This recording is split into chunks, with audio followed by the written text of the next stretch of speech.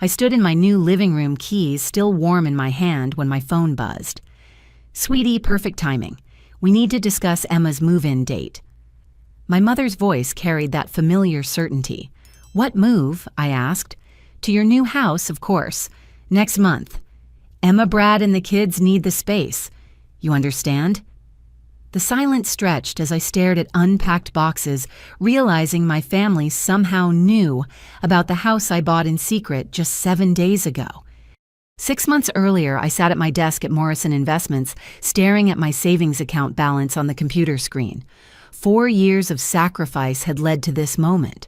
4 years of saying no to happy hours, skipping the annual Vegas trips with college friends, and perfecting the art of making 20 different meals from rice beans and whatever vegetables were on sale that week. My cubicle mate Jennifer had just returned from her 3rd European vacation of the year, spreading photos across her desk while complaining about the exchange rate. I smiled and nodded, not mentioning that I'd spent my weekend reviewing mortgage pre-approval documents and researching first-time homebuyer programs. The decision to keep my home purchase secret hadn't come lightly. I loved my family, but 29 years of experience had taught me that my achievements somehow always became opportunities for my older sister Emma. When I got my scholarship to State University, the family dinner celebrating my acceptance turned into a discussion about how I could help tutor Emma's kids when they reached high school. When I landed my job at the investment firm, my promotion dinner became a strategy session for managing Emma's debt. "Family helps family," my mother would say usually while explaining why my success meant I had greater obligations to contribute. Emma had married young, had 3 kids by 25, and somehow every financial struggle they faced became a family emergency that required my involvement. The house hunting process became my private joy. Every Saturday morning while my family thought I was at the gym or running errands, I met with my realtor, Patricia Summers. She was a sharp woman in her 50s who understood discretion after I explained my situation. "Honey, I've seen it all," Patricia had said during our first meeting. "You wouldn't believe how many clients need to keep purchases quiet from family members. Your business is your business." We looked at 15 houses over 3 months. I wanted something modest but mine.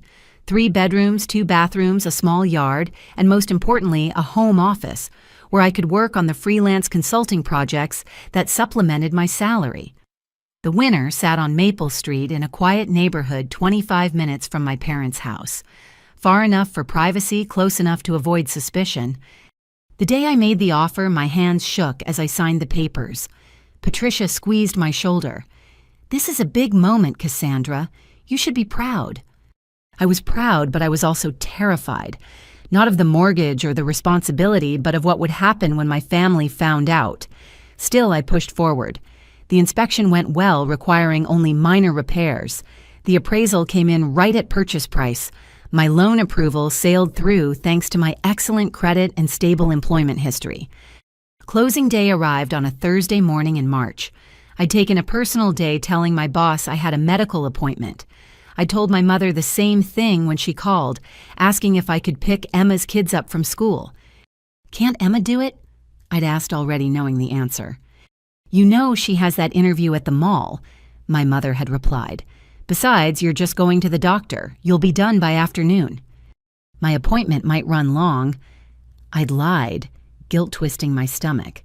Better ask someone else. The closing attorney's office smelled like coffee and new carpet. I signed my name dozens of times, each signature bringing me closer to a dream I'd harbored since childhood. A space entirely my own, where my decisions were final and my boundaries were walls, not suggestions. "Congratulations, Miss Thompson," the attorney said, sliding the keys across the table. "You're officially a homeowner." I held those keys like precious gems, feeling their weight in my palm. The mortgage payment would take 1/3 of my income, but I'd run the numbers hundreds of times. With my freelance work and careful budgeting, I could manage it comfortably. More importantly, I could manage it alone. Walking to my car keys clutched in my hand, I nearly dropped them when I spotted a familiar silver Honda in the parking lot. My Uncle Marcus drove the same model, but thousands of people drove silver Hondas, I told myself. The closing attorney's office was in a busy commercial district. It was nothing more than coincidence. Still, unease prickled at my neck as I drove to my new house for the first time as its owner. I'd been so careful. All my documents went to my office. I'd used a different bank than my family. I'd even bought a cheap burner phone specifically for house hunting communications to ensure no shared family phone plans could reveal my activity. But as I pulled into my new driveway, that worry evaporated. This was mine. Every sacrifice, every skipped meal, every declined invitation had led to this moment. I sat in my car for 10 minutes, just staring at the modest brick ranch that represented my independence. Tomorrow, I'd start moving my things. I'd already arranged to rent a truck, recruited 2 co-workers to help, and bought pizza and beer as payment. My apartment lease ran until the end of the month, giving me time to move gradually without arousing suspicion.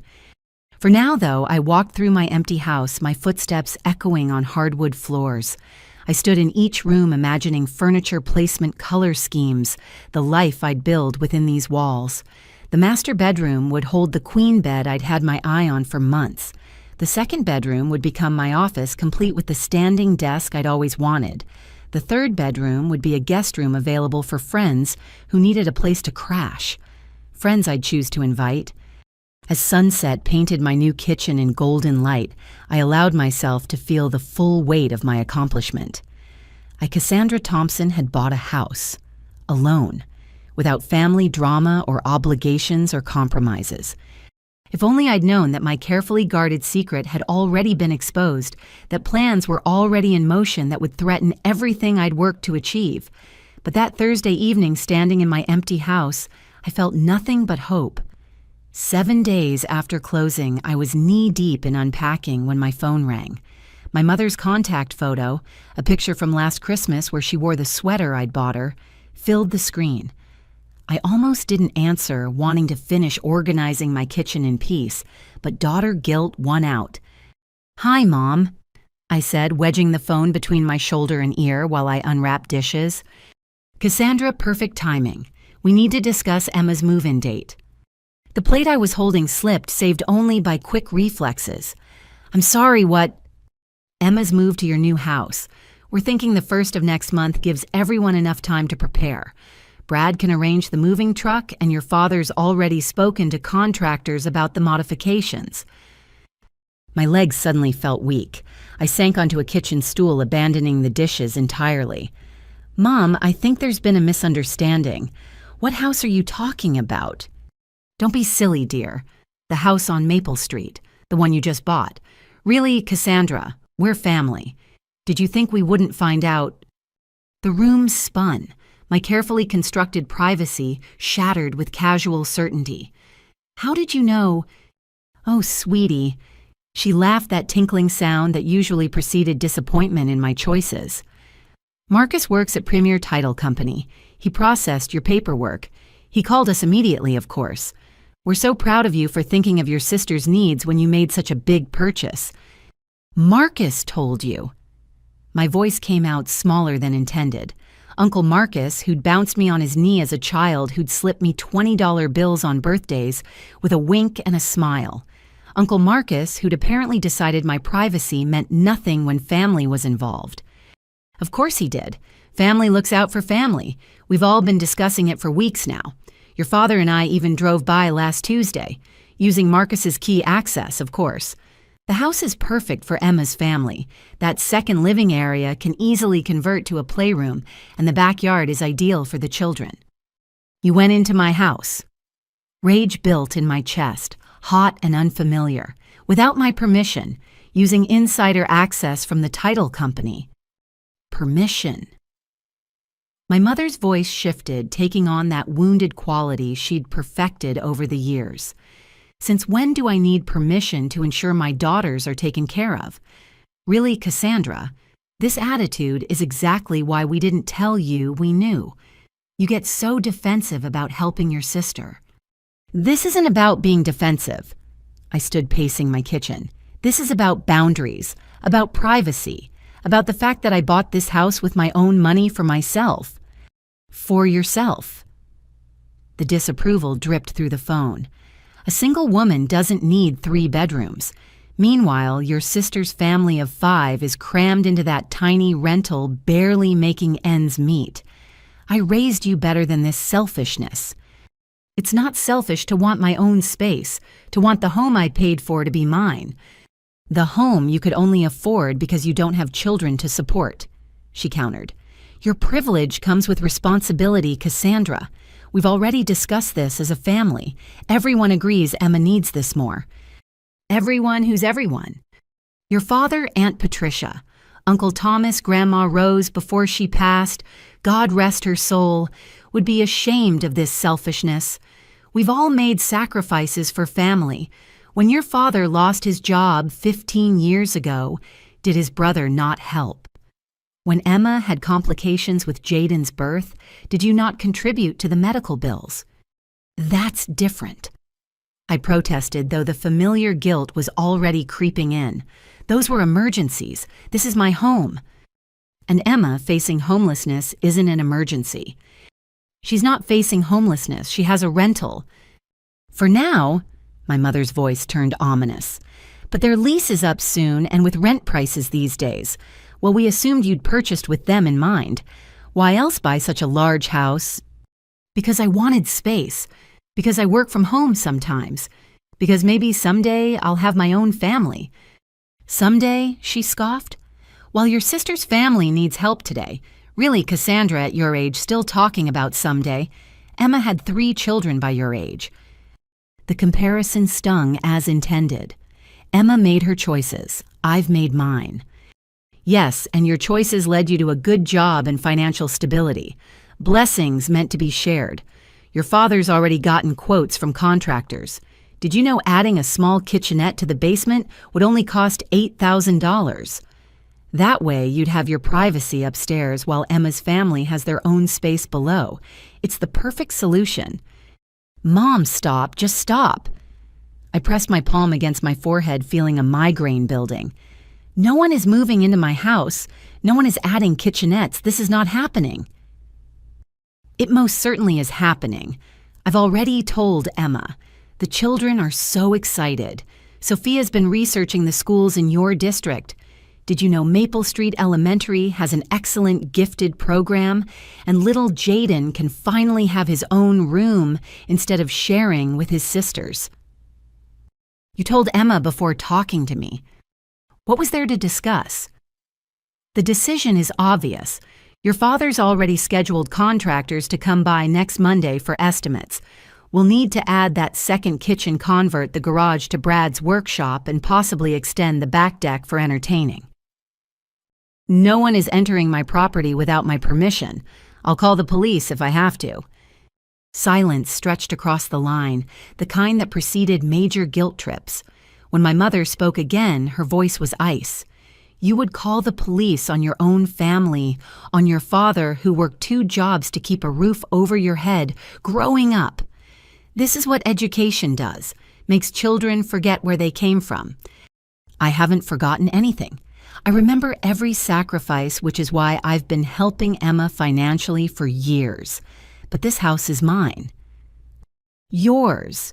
She repeated the word like it tasted bitter. Such an American concept, this obsession with ownership. In our family, we share. But find Cassandra. Live in your big house alone. When Emma's on the street with those babies, that's on your conscience? She won't be on the street. She and Brad both work. They can find another rental. With their credit, after Brad's medical bills from the accident, you know they can't qualify for anything decent. But sure, protect your investment while your nephews and niece suffer. The medical bills. Of course she'd bring those up. Brad's motorcycle accident 3 years ago, the one that happened while he was driving without insurance, trying to show off for his buddies.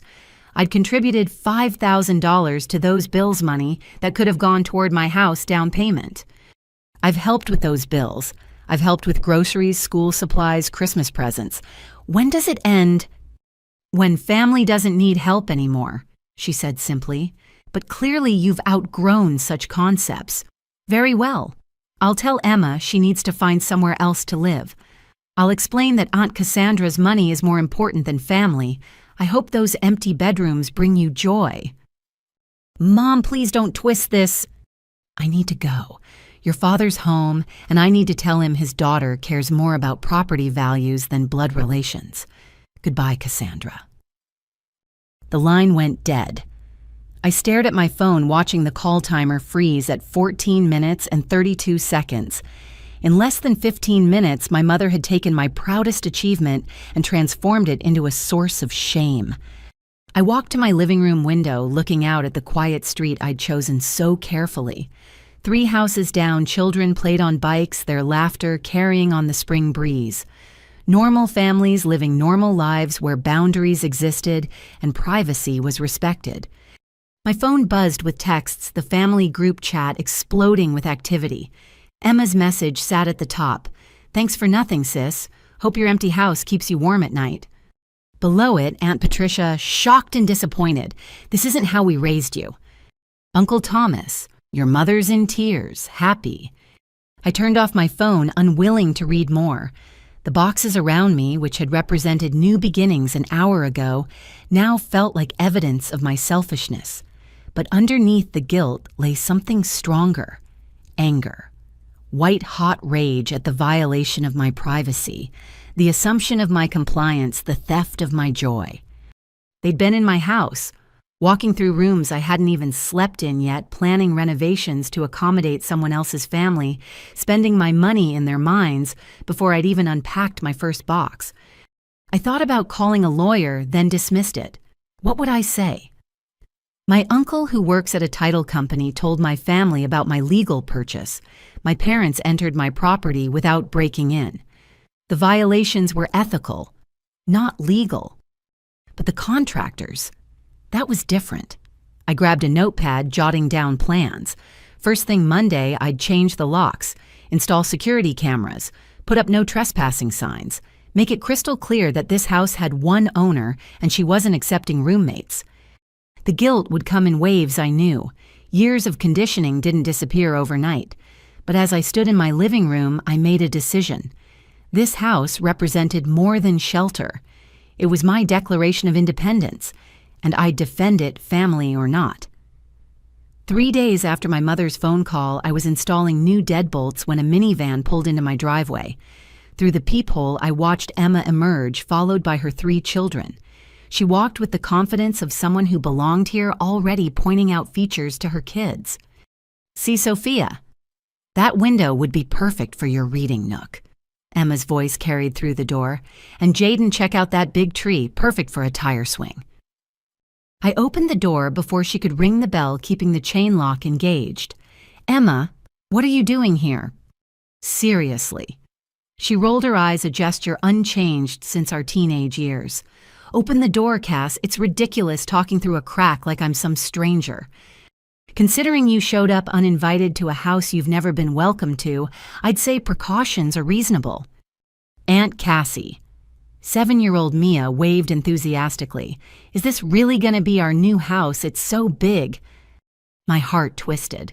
The children were innocent in this mess, but their presence was clearly calculated. Emma knew I'd never be harsh in front of them. "Why don't you kids go play in the front yard?" Emma suggested sweetly. "Stay where I can see you. Aunt Cassie and I need to talk about boring adult stuff." As they scattered across my lawn, I noticed Jaden immediately testing the strength of my porch railing, while the twins started picking flowers from the bed I'd just planted. "The locks are new," Emma observed. "Kind of paranoid, don't you think this neighborhood seems safe enough?" "The locks are necessary, as is this conversation happening on the porch." She sighed dramatically. "Fine, we'll do this your way. Brad's parking the truck. We figured we'd measure rooms today, get a sense of the space." "Brad's here too."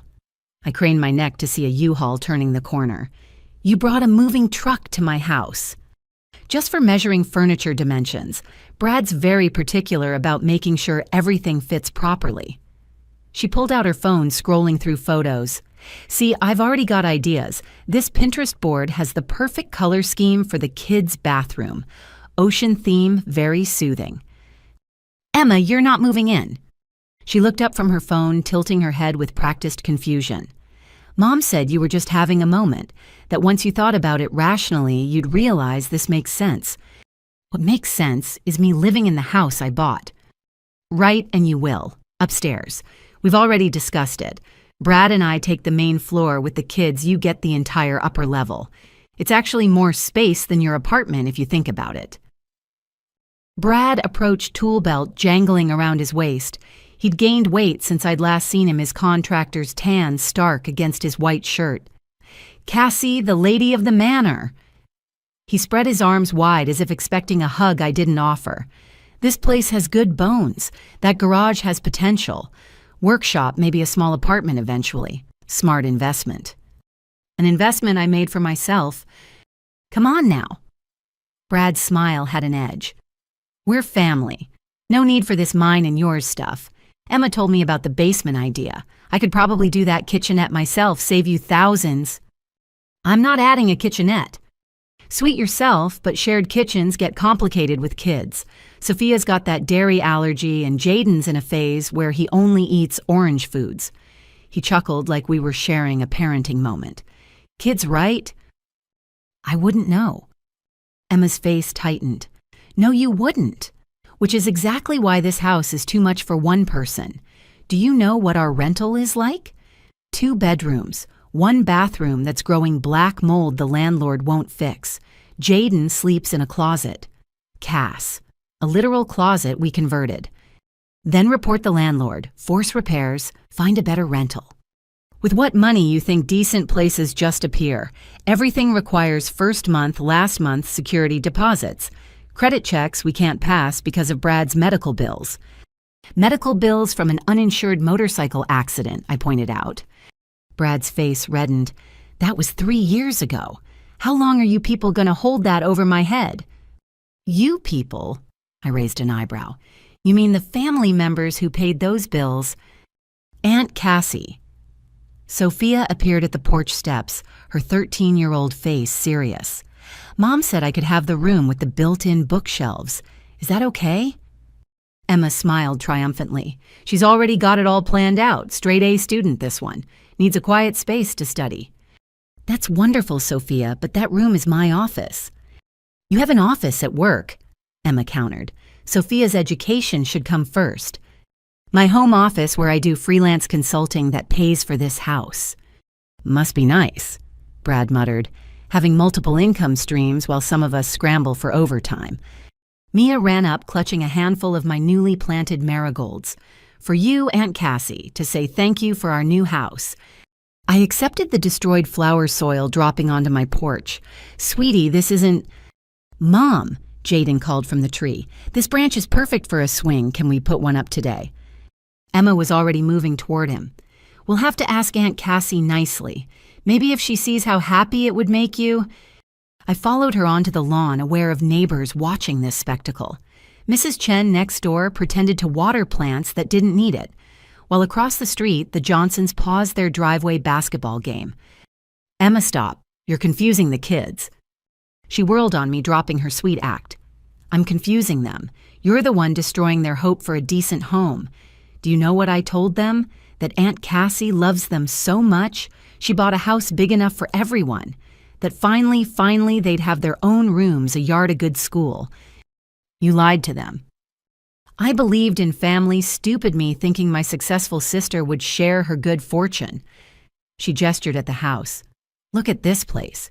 You could fit 3 families here. It's a 3-bedroom ranch, not a mansion. It's a palace compared to what we have, but sure hoard it all for yourself. Just remember this selfishness when you're old and alone. Brad had wandered to my backyard gate, peering over. Decent-sized yard. Needs work, though. I could build a playset, maybe add a deck. Increase property values. Brad stopped planning renovations to my property. He turned his expression darkening. Your property, your house, your money. You sound like every other privileged person stepping on working families. I work 60 hours a week for my privilege. Behind a desk, he scoffed. Try real work sometime, see how far that gets you.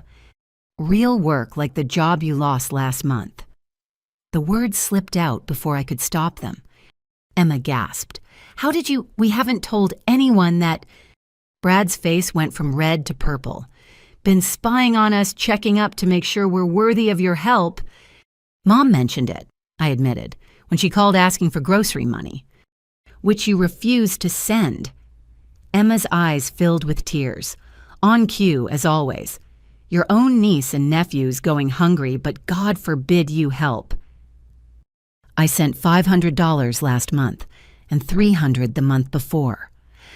Pennies to you. She was shouting now, ensuring the entire neighborhood heard. Do you know what daycare costs, what growing kids eat? That money barely covered a week. Then budget better, or better yet, Brad could find stable employment. Brad stepped toward me, fists clenched. Watch your mouth! Is that a threat on my own property? I pulled out my phone. Please give me a reason to call the police. Mom. The twins ran over, sensing tension. Why is everyone yelling? Emma gathered them close, the perfect picture of maternal protection. No one's yelling babies. Aunt Cassie's just stressed. Moving is hard, and she's not used to sharing. I'm not moving, and neither are you. Sophia had been quiet throughout the exchange, but now she spoke. I already told my friends about the new house, posted about it online. Everyone's excited, I'll finally have my own room. The manipulation was masterful. Emma had weaponized her children's hopes against me, ensuring maximum guilt. Then I'm sorry your mother lied to you. That was cruel of her. Cruel. Emma's voice hit a pitch that made dogs bark. Cruel is having everything while your family struggles. Cruel is empty bedrooms while children sleep in closets. Jaden doesn't sleep in a closet, I said firmly. He has a small room. You're being dramatic. Aunt Cassie. Mia tugged on my shirt, tears streaming. Don't you want us here? I knelt to her level, my heart breaking. Sweetie, I love you, but this is my house where I live. You have your own house with Mommy and Daddy. A dump, Emma spat, with cockroaches and mold and violence on every corner. But sure, send us back there while you enjoy your suburban paradise. Your rental is in a decent neighborhood. Stop exaggerating. Mom says we're moving in next month, Jaden announced. I already told my teacher. I stood slowly, the full scope of Emma's presumption hitting me. You told their schools. The district needed our new address for transfers. The commute from our current place was killing us, 40 minutes each way. Here they could walk. You used my address for school registration. My voice shook. That's fraud. That's illegal. It's practical planning, Brad interjected. The kids deserve decent education. You're going to deny them that, too. I'm denying them nothing. Their education is your responsibility, not mine. Emma laughed bitterly. Easy to say when you don't have kids, when you've never had to choose between gas money and lunch money, when your biggest worry is which color to paint your empty rooms. My biggest worry is currently trespassing relatives who won't accept no for an answer. Trespassing. Brad's voice went dangerously quiet. We're trespassing by visiting family. Yes, you weren't invited. You're not welcome. And if you don't leave now, I'm calling the police. Emma gathered her children dramatically. Come on, kids. Aunt Cassie doesn't want us here. Remember this moment, when family meant less than property lines. That's not fair, and you know it. Fair. She whirled at the minivan. Was it fair when I had 3 kids by 25 while you partied through college? Was it fair when pregnancy complications destroyed my career prospects while you climbed corporate ladders? Was it fair that being a good mother meant sacrificing everything while you saved money? We made different choices. Choices. She laughed manically, like getting pregnant at 19 was a choice, like Brad's accident was a choice, like being born into a family that helps each other was a choice. Oh, wait, apparently that last one is negotiable. Brad loaded the kids into the van, each child staring at me with wounded eyes. Sophia wouldn't look at me at all, typing furiously on her phone, likely updating her friends about the house situation. This isn't over, Emma said quietly as she climbed into the passenger seat. You may have bought this house, but family isn't something you can lock out with new deadbolts. As they drove away, I noticed several neighbors still watching. Mrs. Chen caught my eye and quickly looked away. The Johnsons had disappeared entirely. In one afternoon, I'd gone from new neighbor to neighborhood drama. My phone buzzed with notifications. The family group chat had exploded again now with photos Emma had apparently taken of the house exterior accompanied by captions like, "The house too good for family," and "Where love goes to die." I retreated inside, engaging all my new locks. Through the window, I could see my marigold bed destroyed by small hands. The metaphor wasn't lost on me. Everything I tried to build my family seemed determined to uproot. But I wouldn't give in. This house was my boundary made physical, my no given foundation and walls. If they wanted to paint me as selfish, so be it. I'd rather be selfish with a home than generous without one. The summons came via group text that evening. Family meeting tomorrow, 2 p.m. at Mom and Dad's. Mandatory attendance. We need to resolve this situation like adults. I considered ignoring it, but knew that would only escalate matters. Besides, I needed to face them, eventually present a united front that made my position crystal clear. I arrived at my childhood home to find cars lining the street. Through the living room window, I could see the gathering. Not just immediate family, but the extended cast of aunts, uncles, and cousins who materialized for major family drama. The moment I walked in, conversation ceased. 20 pairs of eyes turned to me with expressions ranging from disappointment to outright hostility. They'd arranged the furniture in a circle intervention style with one empty chair, clearly meant for me, positioned like a defendant's seat. "Cassandra." My father spoke first, his voice heavy with the disappointment he'd perfected over years. "Sit, we need to talk." I remained standing. This feels more like an ambush than a conversation. "Sit down," Aunt Patricia commanded. She'd driven 3 hours for this, her presence indicating the severity of my transgression. "Show some respect." I perched on the chair's edge, purse in my lap, keys in hand, ready to bolt if necessary. My mother stood in the center, a tissue already pressed to her eyes.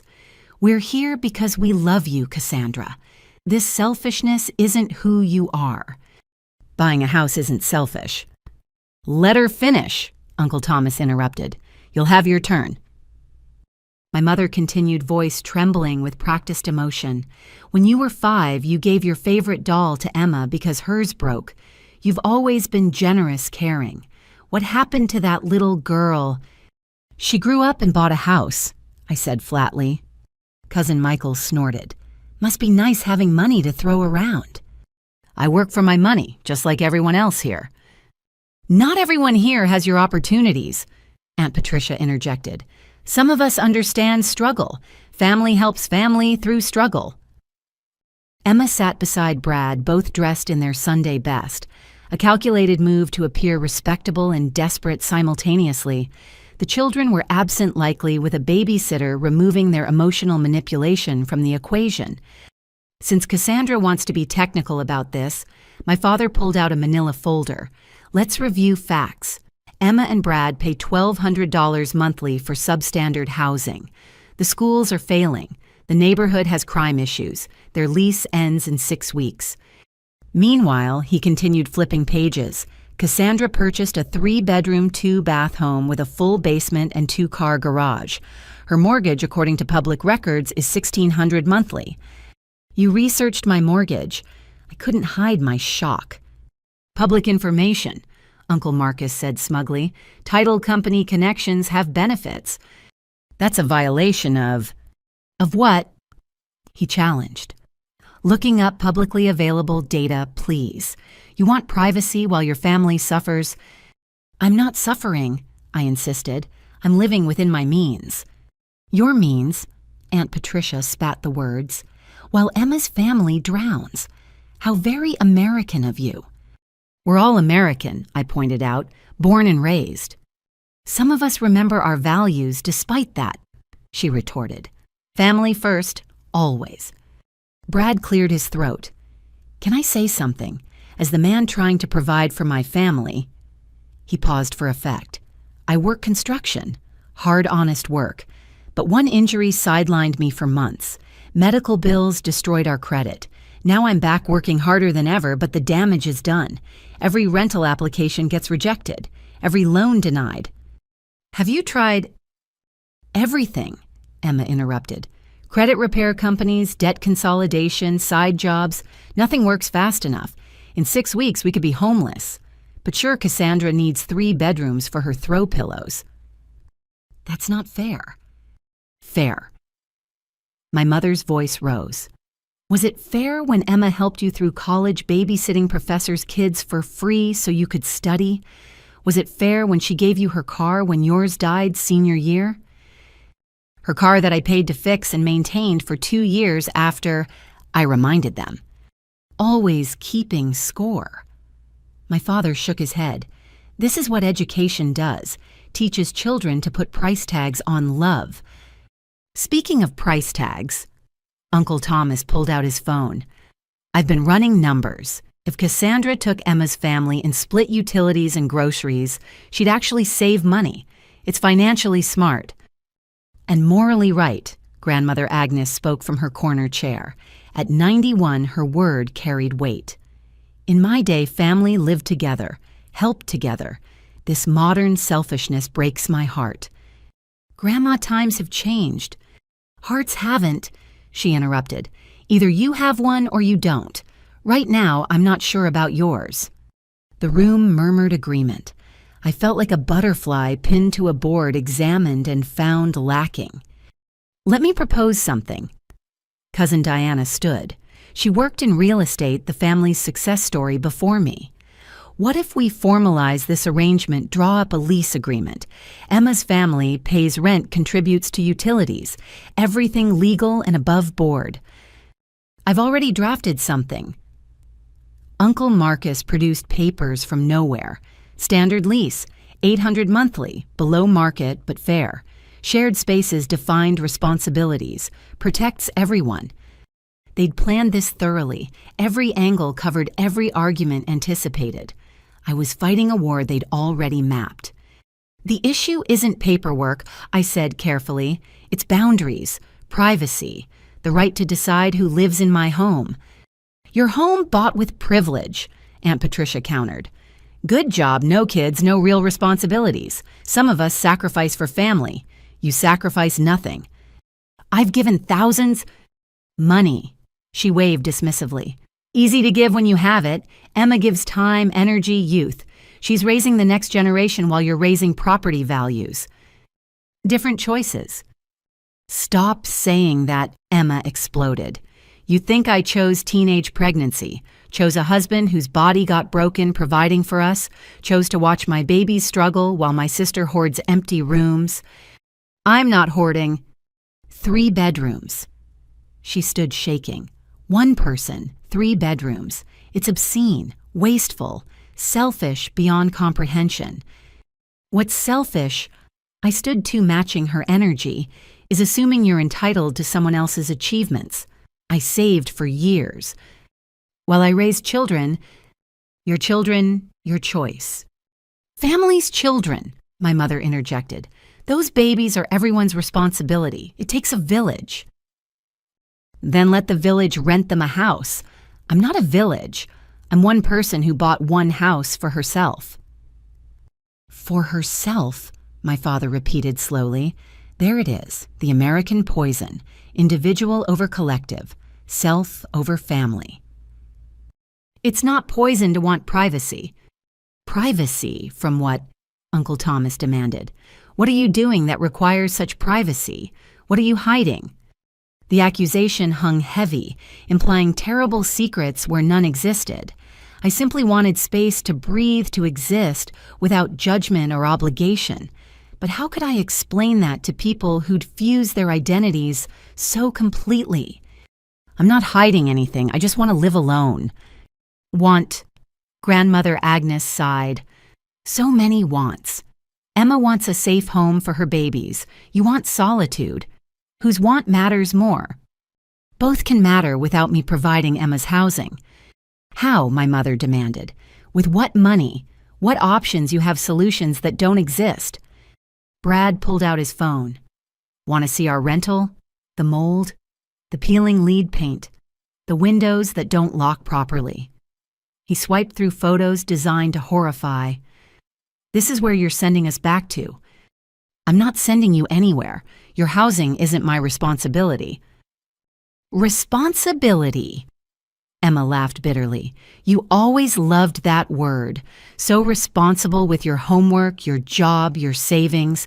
Where's your responsibility to family? Where's your responsibility to yourself? I countered. To your own family. Why is everyone else supposed to solve your problems? Because that's what family does. The room erupted in agreement voices overlapping in condemnation of my selfishness. Enough. My father's voice silenced them. Cassandra, I'll make this simple.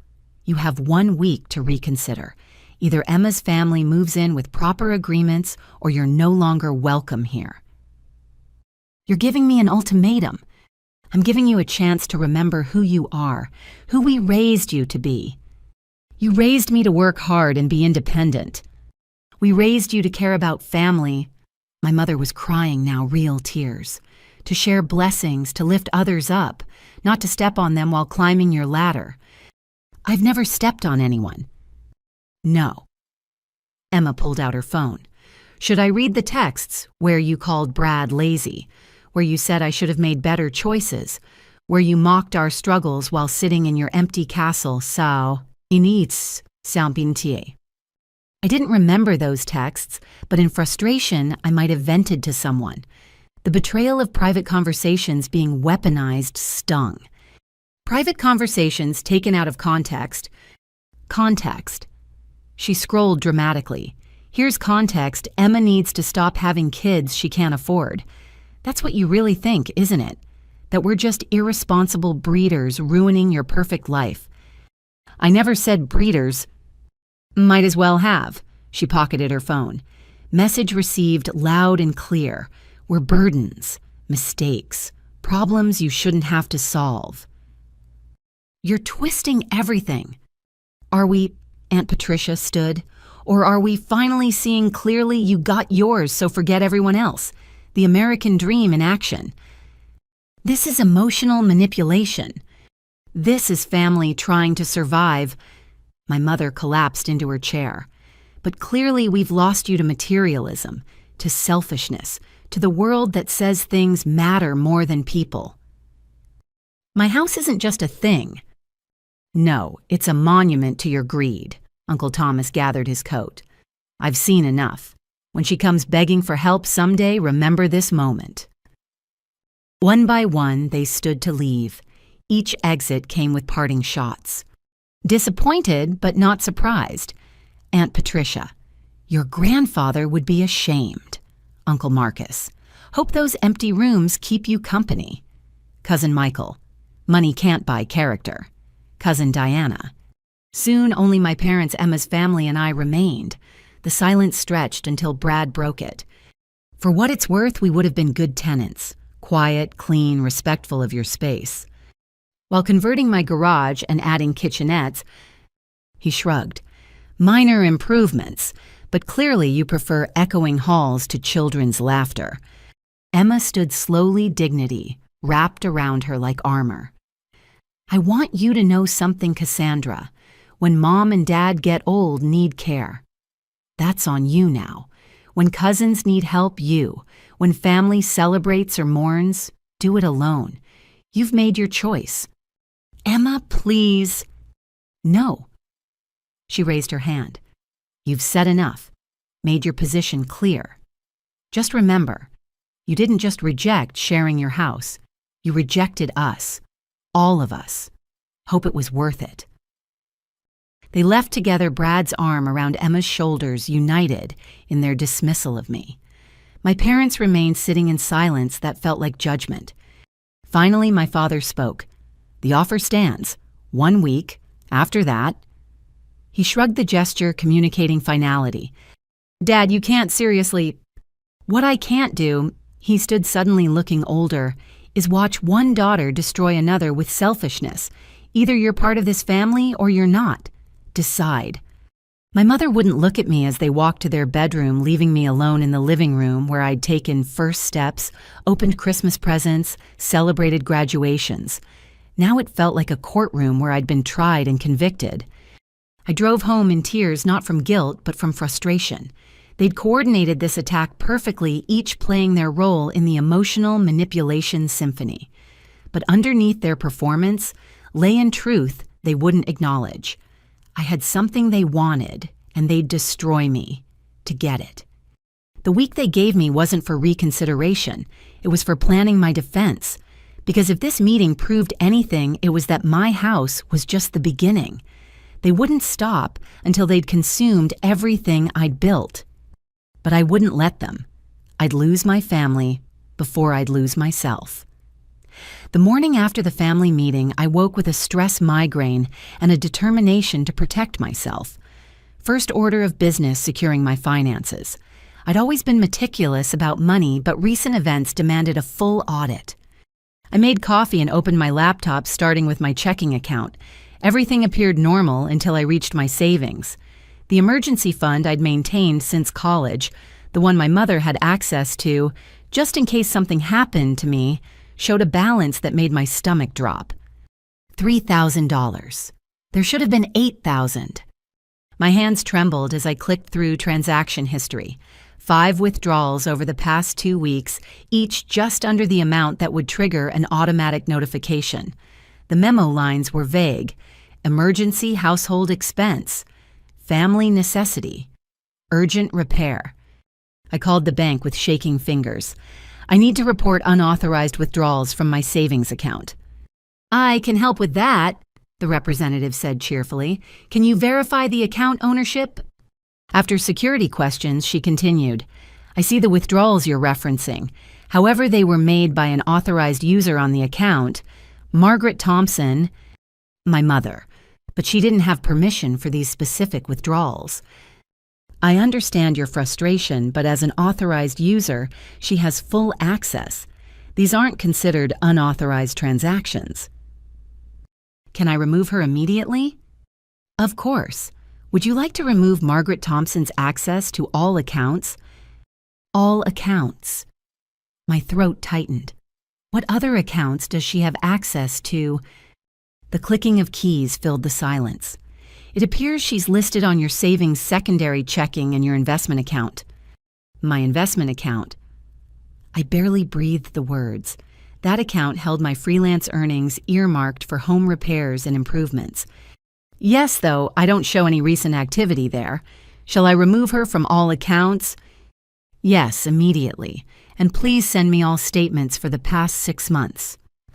After 20 minutes of verification and paperwork, I hung up with my mother's access revoked. But the damage was done.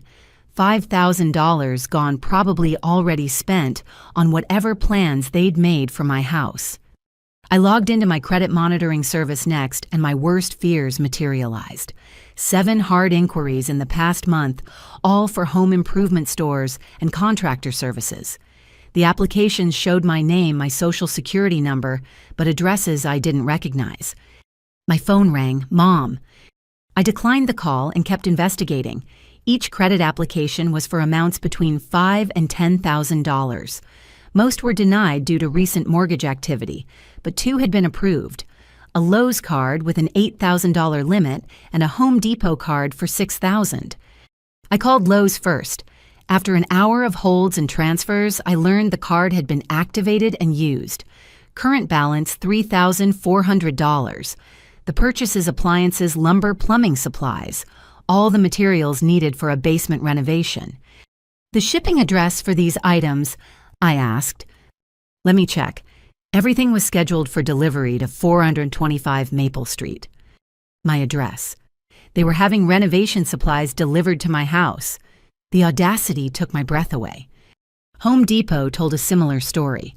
$2,000 in charges for kitchen fixtures, paint, and carpeting. Delivery scheduled for next Monday. I spent the next 3 hours on the phone, canceling cards, filing fraud reports, placing credit freezes. Each call revealed new violations. My mother had used her access to gather every piece of financial information needed to impersonate me. Between calls, texts flooded in. Mom, the bank called about some confusion. Call me. Emma, whatever you're doing with the credit card, stop. We need those supplies. That your mother is trying to help. Stop overreacting. Brad, really canceling orders. Those materials were for your house value. I ignored them all, focusing on damage control. By noon, I'd compiled a list that made me nauseated. 5,000 stolen from savings, 3 credit cards fraudulently opened, 5,000 in fraudulent charges, 2 contractor estimates in my name, 1 loan application denied for basement renovation. My doorbell rang as I was scheduling a legal consultation. Through the peephole, I saw a contractor's truck in my driveway and 2 men at my door. "Can I help you?" "Peterson Construction." The older man smiled. "We're here for the preliminary walkthrough. Mrs. Thompson scheduled it." "No, Mrs. Thompson lives here. You have the wrong address." He checked his tablet. 425 Maple Cassandra Thompson Basement Renovation and Kitchen Addition. "I didn't schedule this. There's been a misunderstanding." "Look, lady, we drove 40 minutes. The deposit's been paid. We need to at least measure—" "No one's entering my home. I didn't hire you. I didn't pay a deposit." He showed me the tablet. There it was, a contract with my electronic signature, one I'd never made. Deposit paid from the Lowe's card. "This is fraud. That's not my signature." "Lady, I don't know what family drama you got going on, but we did the work to get here. Someone's paying for our time." Bill Margaret Thompson. I provided my parents' address. "She's the one who hired you." They left grumbling, but I knew this was just the beginning. How many other contractors had deposits? How many other financial landmines waited? My laptop dinged with an email notification from my mortgage company. Subject line, "Regarding your recent refinance inquiry." I hadn't made any refinance inquiry. The email detailed a phone conversation with someone claiming to be me, asking about cash-out refinancing options to help family members with housing. They'd had enough information to get deep into the process before the representative requested additional verification. My phone rang again, this time Emma. Against my better judgment, I answered. "What?" "Don't what me," she screeched. "Mom's in tears. Dad's threatening to disown you. What kind of daughter files fraud charges against her own mother?" "The kind whose mother stole $5,000 and committed identity theft." "She didn't steal anything. That money was for your house improvements, to help get everything ready for us. You should be grateful." I hung up and blocked her number, then my father's, then the family group chat. One by one, I severed digital ties to people who'd proven they saw me as nothing more than a resource to exploit. But the financial violations continued revealing themselves. My employer called that afternoon. Someone had contacted HR posing as me, requesting that my direct deposit be changed to a different account. Fortunately, our HR department required written authorization, but the attempt was documented. "We're concerned about potential identity theft," my supervisor said carefully. "Is everything all right?" I gave her the sanitized version. Family member with outdated financial access causing problems. She suggested I take a few days off to sort things out, which I gratefully accepted. The next morning brought new discoveries. My car insurance had received a call about adding additional drivers to my policy, Brad and Emma. My health insurance had fielded questions about adding dependents. Even my cell phone provider had been contacted about adding lines to my account. Each call revealed the same pattern: someone with extensive knowledge of my personal information, attempting to intertwine Emma's family with my financial life, the groundwork for making me financially responsible for them, whether I agreed or not. I hired a lawyer that afternoon. Elizabeth Hartley specialized in family financial disputes, and her office walls displayed favorable judgments like trophies. "Family identity theft is more common than people think," she said, reviewing my documentation. "The emotional manipulation makes victims hesitant to prosecute, but what your family's done crosses multiple legal lines." "What are my options?" "Criminally, you could press charges. Identity theft, fraud, attempted grand larceny. Your mother could face jail time." The words hit like physical blows. I don't want her in jail. I just want this to stop. Then we go civil. Restraining orders, cease and desist, letters, financial separation orders. We can also sue for damages. The stolen funds, credit damage, emotional distress. Would that work? The evidence is overwhelming, but she leaned forward. Family cases get ugly. They'll paint you as rich, selfish, abandoning family in need. Public opinion won't be kind. Public opinion doesn't pay my mortgage. She smiled. Good attitude.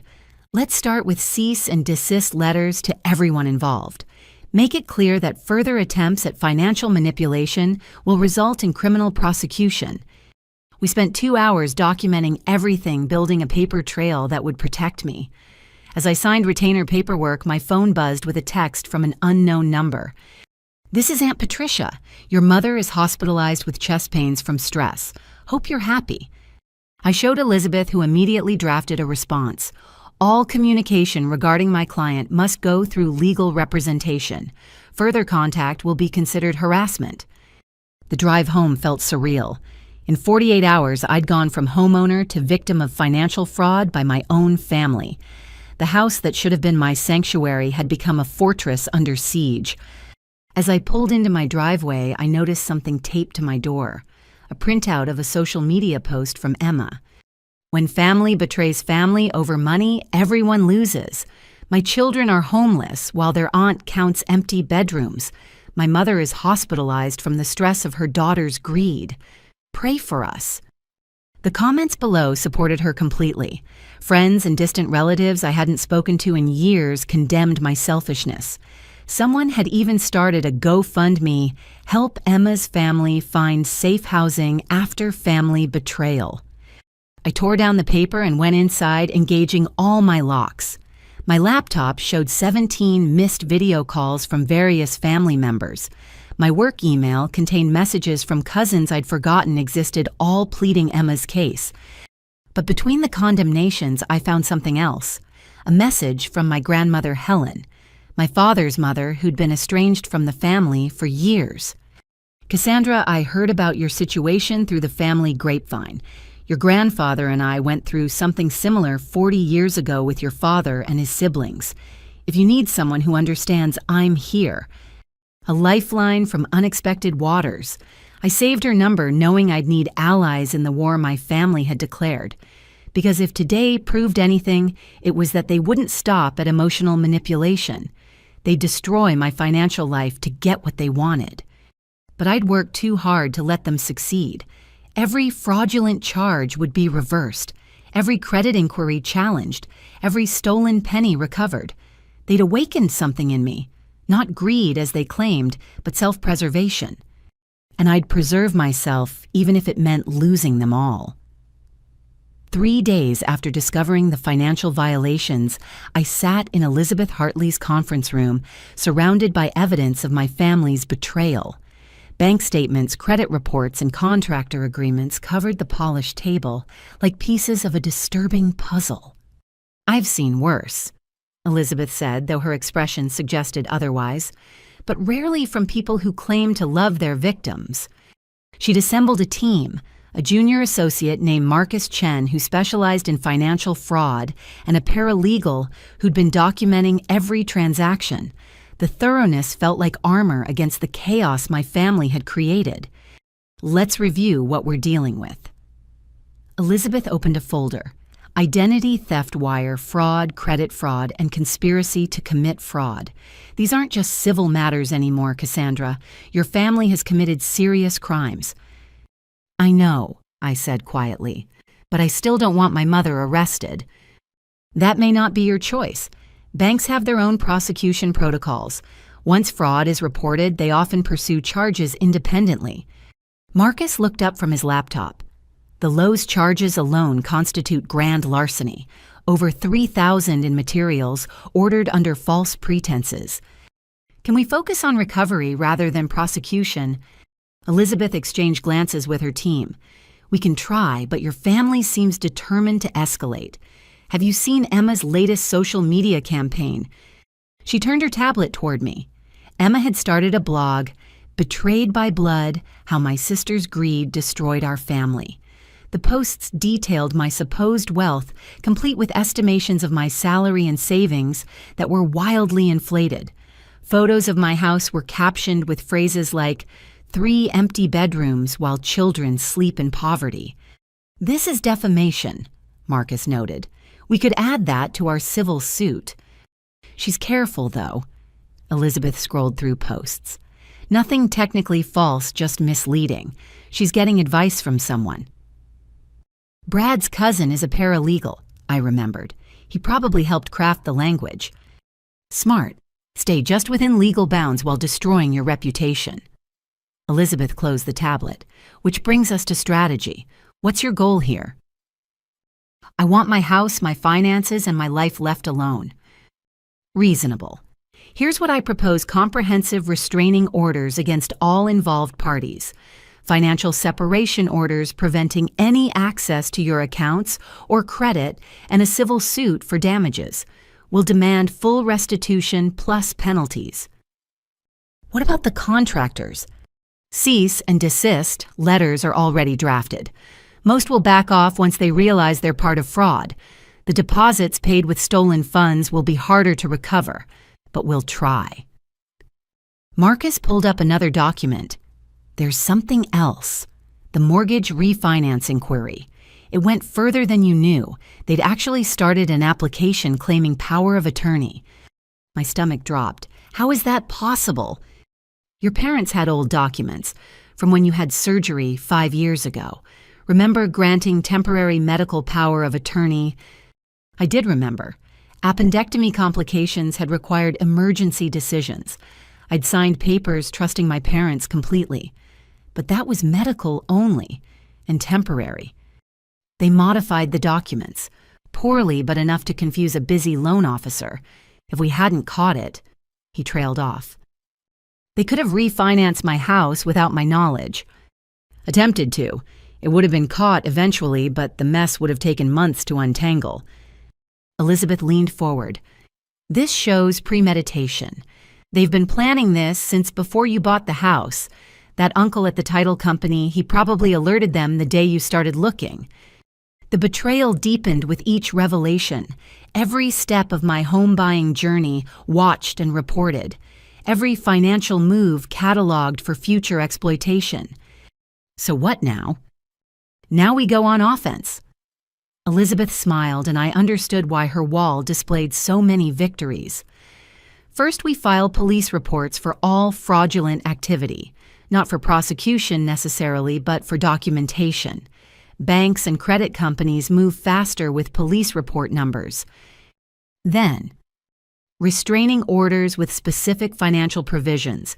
Your family comes within 500 feet of you, your property, or your workplace, they face arrest. Any attempt to access your credit or finances triggers immediate violation. Will judges grant that? With this evidence, absolutely. I'm also recommending a financial audit. Every account, asset, and transaction from the past year. We need to ensure they haven't accessed anything else. Marcus typed rapidly. Already started. Your 401k is clean. Investment accounts show no unauthorized access beyond the recent attempts. But, he hesitated. What? Your parents claimed you as a dependent on their taxes last year. What I haven't lived with them in 7 years doesn't matter. They claimed you provided less than half your own support due to their assistance. Saved them about $3,000 in taxes. That's tax fraud. Add it to the list. Elizabeth made another note. We'll need to amend your returns report theirs. The IRS doesn't play games with false dependents. The violations kept compounding. Each discovery revealed new depths of entitlement and deception.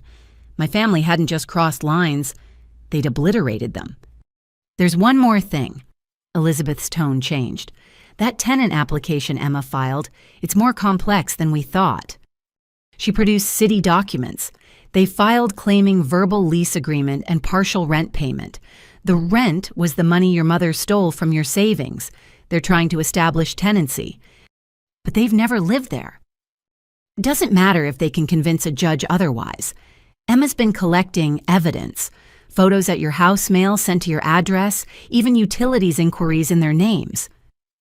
The day she showed up with the kids, I realized she wasn't just measuring, she was documenting. Exactly. This isn't amateur hour. Someone's coaching them through tenant law loopholes. Marcus pulled up another screen.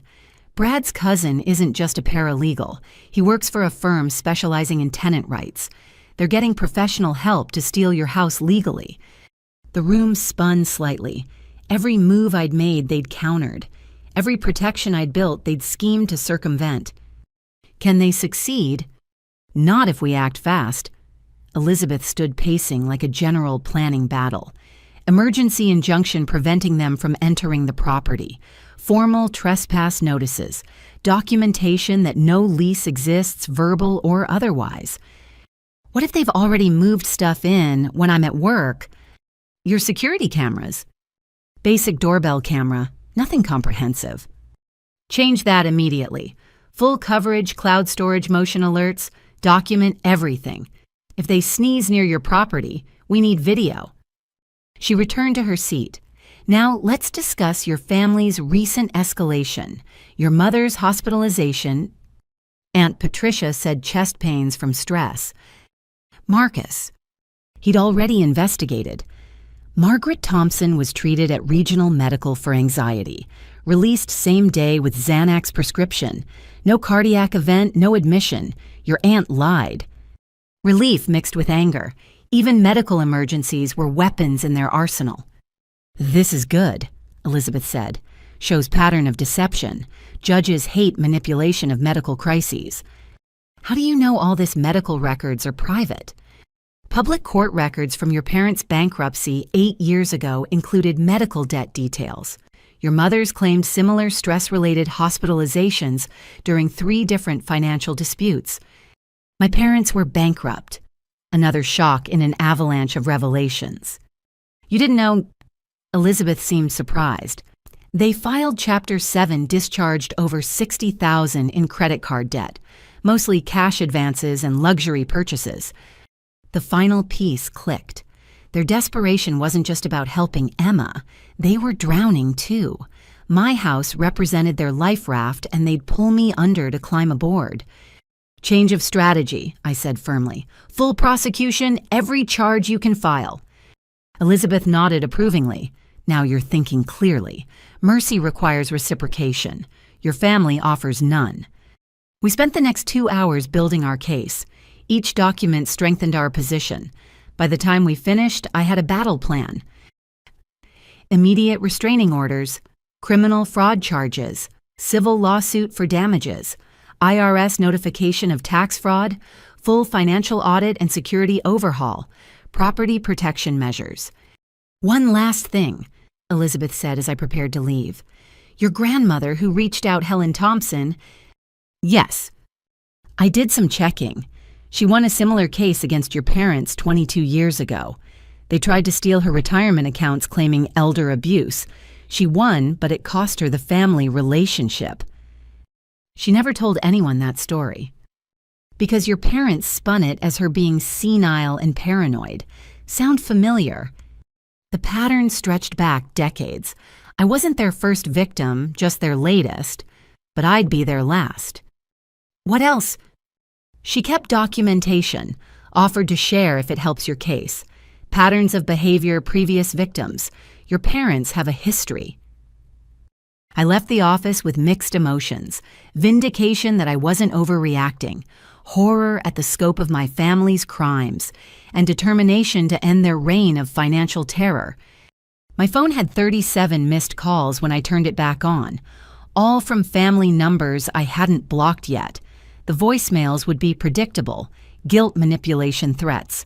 I deleted them unheard. One text broke through from a number I recognized.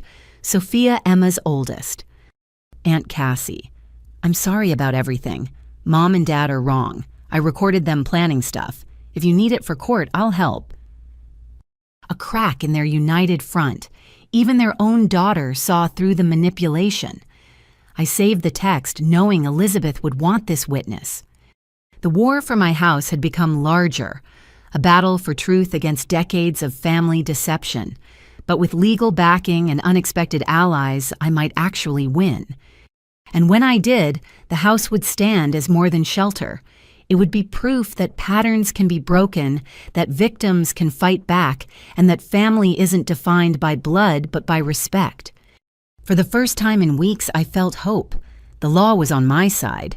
Truth was on my side. And sometimes, that's enough. The locksmith arrived at 7 in the morning, earlier than expected, but perfect for my needs. I'd taken the rest of the week off work to handle the security upgrades Elizabeth had mandated. My house had become a fortress in progress. 6-pin cylinders, bump-proof, pick-resistant.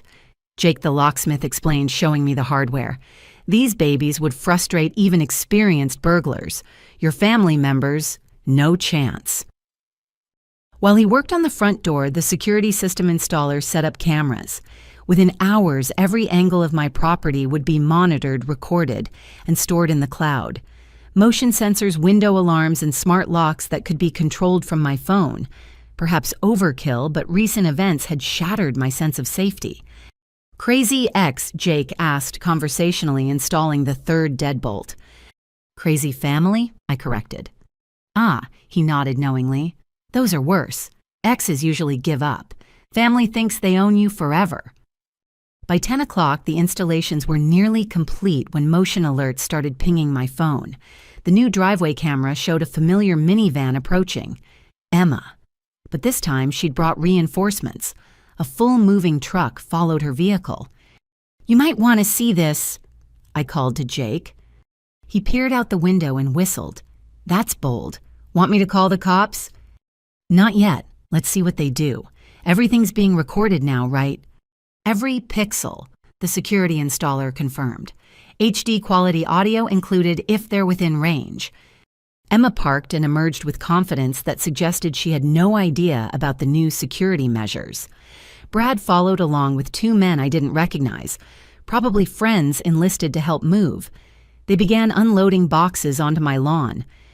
I stepped onto the porch phone in hand, ready to dial 911. Stop right there. You're trespassing. Cassie. Emma's fake surprise wouldn't fool anyone.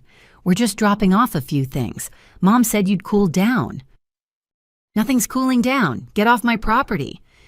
Our property, Brad corrected, hefting a box. We've established residency. Can't illegally evict us now. You've established nothing except criminal trespass. I have restraining orders being processed. Leave now or I call the police. One of their helpers looked uncertain. Emma, you said she agreed to this. She did, Emma lied smoothly. She's just being difficult. Cassie stopped making a scene. The neighbors are watching. Indeed, Mrs. Chen had emerged, pretending to check her mail while obviously documenting the drama. The Johnsons had paused their garage organization to observe. Good, I said loudly. Witnesses to your trespassing. Jake, call the police. The locksmith obliged, his professional demeanor never wavering. Police, yes. I'm at 425 Maple Street. The homeowner has trespassers refusing to leave. They're currently unloading a moving truck against the owner's wishes. Emma's confidence cracked. You're seriously calling the cops on family? On trespassers, I corrected, who happen to be related to me. Brad stepped forward aggressively. Those locks won't keep us out. We have rights. You have nothing, I stood firm, except 5 minutes before the police arrive. Their helpers were already retreating to the truck, wanting no part of potential arrests. But Emma and Brad held their ground, apparently believing their fabricated tenant rights would protect them. Check your mail lately, Brad smirked. Legal documents establishing our tenancy. You can't just kick us out. Fraudulent documents mean nothing. Prove they're fraudulent, Emma challenged. We have texts discussing move-in dates, witnesses who heard you agree, Mom's testimony about the family meeting where everything was decided. All lies that my lawyer will demolish in court. The security installer appeared at my shoulder. Ma'am, I'm getting all of this. Every word is being recorded, just so everyone's aware. Brad's smirk faded. You can't record us without permission. On my property, I absolutely can. Smile for the cameras. Sirens approached and the dynamics shifted instantly. Emma switched to victim mode, shoulders slumping, tears threatening. I can't believe you'd do this. Your own sister. I can't believe you'd try to steal my house, yet here we are. 2 police cars arrived, officers emerging with practiced caution. I recognized Officer Martinez from a community meeting months ago. Ma'am, you called about trespassers. Yes, these people are trying to move into my house without permission. I've asked them to leave repeatedly. Emma interjected tearfully. Officer, there's been a misunderstanding. We're family and we have a verbal lease agreement. No such agreement exists, I said firmly. I have documentation from my lawyer confirming no lease, verbal or written, has been established. Officer Martinez looked between us. Do they live here currently? No, they've never lived here.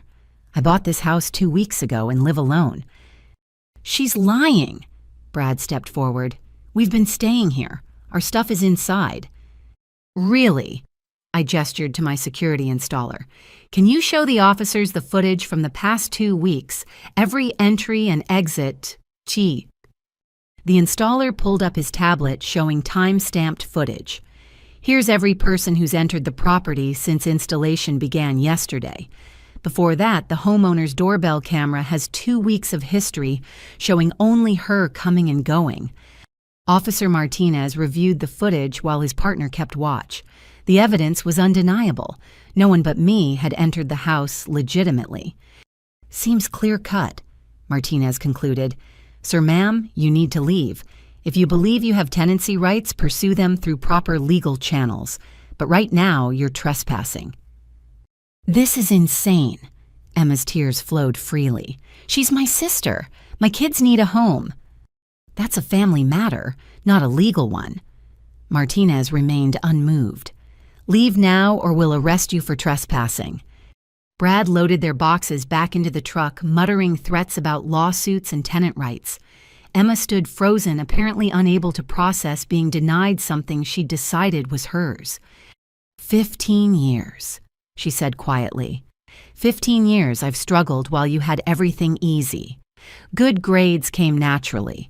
College scholarships fell in your lap. Jobs appeared like magic. And now a house just for you. Nothing fell in my lap, I responded. I worked for everything. While I had babies, while Brad recovered from his accident, while life happened to us, you just accumulated wealth. You made choices. I made different ones. Choices. She laughed bitterly. Like I chose birth control failure. Like Brad chose that drunk driver hitting him. I noticed Officer Martinez's subtle reaction.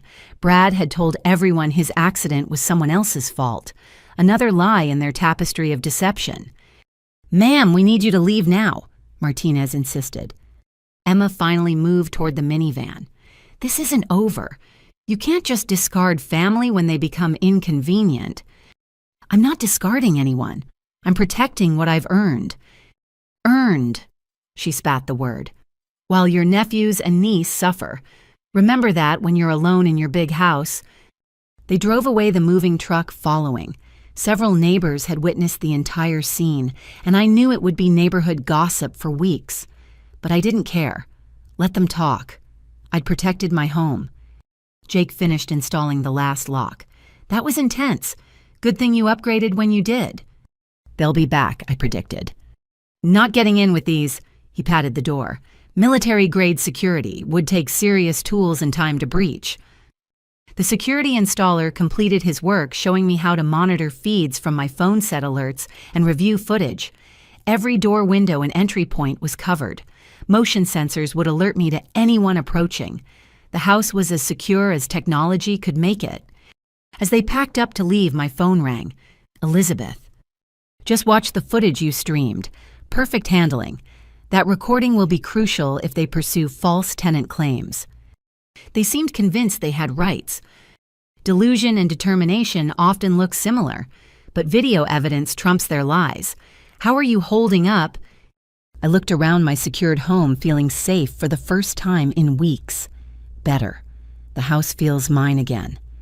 Good, because I have news. The restraining orders were approved. Emergency basis given the evidence. They'll be served within 24 hours. All of them. Oh, Your parents, Emma, Brad, and the extended family members involved in the financial fraud. Comprehensive no-contact orders. They come within 500 feet of you or your property, they face arrest. Relief washed over me. Legal protection to match my physical security. There's more, Elizabeth continued. The banks are pursuing criminal charges for the credit card fraud. The amounts involved triggered automatic prosecution protocols. Your mother will likely face arrest by week's end. The relief soured. Despite everything, the image of my mother in handcuffs hurt. I know it's hard, Elizabeth said gently, but they forced this escalation. You tried to handle it civilly. I know, it's just, she's still my mom. Who stole from you, committed identity theft, and tried to orchestrate the takeover of your home. Biology doesn't excuse criminality. She was right. The woman who'd raised me had become someone willing to destroy me for money. That relationship had ended the moment she accessed my accounts without permission. After the call, I walked through my secured house, testing each lock, reviewing each camera angle. The fortress was complete. But as evening fell, the victory felt hollow. I'd saved my house, but lost my family. My phone buzzed with notifications I'd been ignoring. The family group chat had exploded again, this time with video Emma had taken during the confrontation. Edited cleverly, it showed only her tears and my refusal to help, painting me as heartless. Comments poured in from extended family and family friends. People who'd known me since childhood now called me selfish, cruel, ungrateful. Emma's GoFundMe had raised $3,000 from sympathetic strangers who believed her version of events. But between the condemnations, a private message appeared, from Sophia again. Aunt Cassie, I saw the whole thing from the truck. Mom made me stay hidden. She lied to those guys helping us. Said you'd agreed to everything. I'm sorry. If you need me to tell the truth, I will. A teenager showing more integrity than her parents. I saved this message too, evidence of the truth beneath Emma's performance. The house stood secure around me. Locks engaged, cameras, rolling alarms set. I'd won this battle. But as night fell on Maple Street, I wondered if any victory was worth losing everyone I'd grown up loving. Then I remembered the theft, the lies, the attempted takeover of my life. They'd lost me long before I'd locked them out. I was just the only one honest enough to admit it. Monday morning arrived with the kind of crisp clarity that usually energized me for the work week. But as I sat in Morrison Investments' parking lot staring at the building where I'd built my career, an unfamiliar anxiety churned in my stomach. The events of the past 2 weeks had shaken more than just my family relationships. They'd leaked into every aspect of my life. I'd barely settled at my desk when Jennifer, my cubicle neighbor, gave me a look that confirmed my fears. "Rough weekend?" she asked with false casualness. "You could say that." I powered up my computer, hoping to avoid discussion. "Your mom seems sweet," she continued. "Very concerned about you." My fingers froze over the keyboard. "My mother called you—" "Not me, HR. But walls are thin and Deborah's voice carries when she's upset." Jennifer leaned closer, voice dropping to a whisper. "Is it true you're having some kind of breakdown hoarding disorder or something?" "What?" The word came out louder than intended, drawing glances from nearby desks. "Your mom told Deborah you bought a house way beyond your means and now refuse to let anyone help you. Said you've become paranoid, changing locks, installing cameras, thinking everyone's out to get you." The blood drained from my face. My mother had weaponized my workplace, spinning our conflict into mental health concerns. It's complicated family stuff, not a breakdown." Jennifer's sympathy looked genuine but tainted with doubt. "Sure, of course. Just, if you need help." "I need to check my email."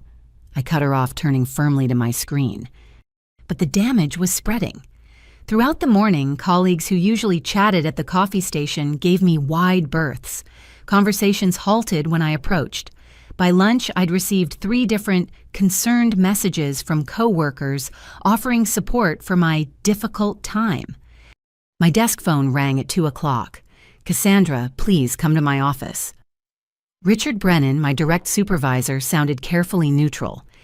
The walk to his corner office felt like approaching execution. Through the glass walls, I could see Deborah from HR already seated, her expression professionally compassionate. "Sit, please." Richard gestured to the chair across from his desk. "We need to discuss some concerns that have been raised." By my mother, I couldn't keep the bitterness out. Deborah shifted uncomfortably. By someone claiming to be your healthcare proxy, yes. She called quite distressed about your mental state. She's not my healthcare proxy. She has no authority to discuss my anything. She provided documentation. Deborah produced papers I recognized with sinking heart. The medical power of attorney from my appendectomy 5 years ago. This seems to indicate otherwise. That was temporary, for emergency surgery. It expired years ago. The document doesn't show an expiration date, because my mother had clearly altered it just as she'd done for the mortgage fraud. This is part of ongoing family fraud I'm dealing with legally. My mother is trying to manipulate every aspect of my life because I won't let my sister move into my new house. Richard exchanged glances with Deborah.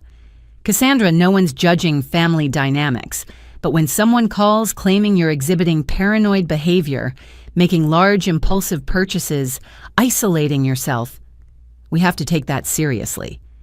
The house purchase was planned for years. I saved methodically. There's nothing impulsive about it. Your mother mentioned you bought it in secret, hid it from family, and now believe they're conspiring against you. Each word twisted reality just enough to sound concerning while obscuring the truth. My mother had learned to weaponize therapeutic language, making my reasonable boundaries sound like symptoms. "They are conspiring. I have proof. Fraudulent credit cards, stolen money, attempted identity theft. My lawyer is handling multiple criminal charges." Another exchanged glance. "You've involved lawyers to protect myself from fraud, not because I'm paranoid." Deborah leaned forward. "Cassandra, we're not questioning your reality, but stress can manifest in different ways.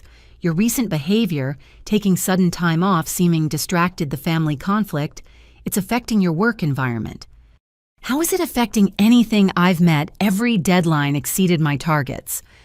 "It's not about performance metrics," Richard interrupted. "It's about stability. Clients trust us with millions. We need to know our analysts are balanced." The word hung between us like a threat. Balanced, stable, all the coded language for not causing drama that might reflect badly on the firm. "Are you questioning my fitness for duty? We're suggesting," Deborah spoke carefully, "that you consider using some accumulated vacation time. Take a few weeks, handle your family situation, return when things are settled. Forced leave. Suggested leave, with pay. We value you, Cassandra, but we also need to protect the firm's interests." From what my mother's lies, Richard's expression hardened. "From whatever's happening in your personal life that leads to concerned family members calling HR, from situations that might escalate, from instability that clients might perceive."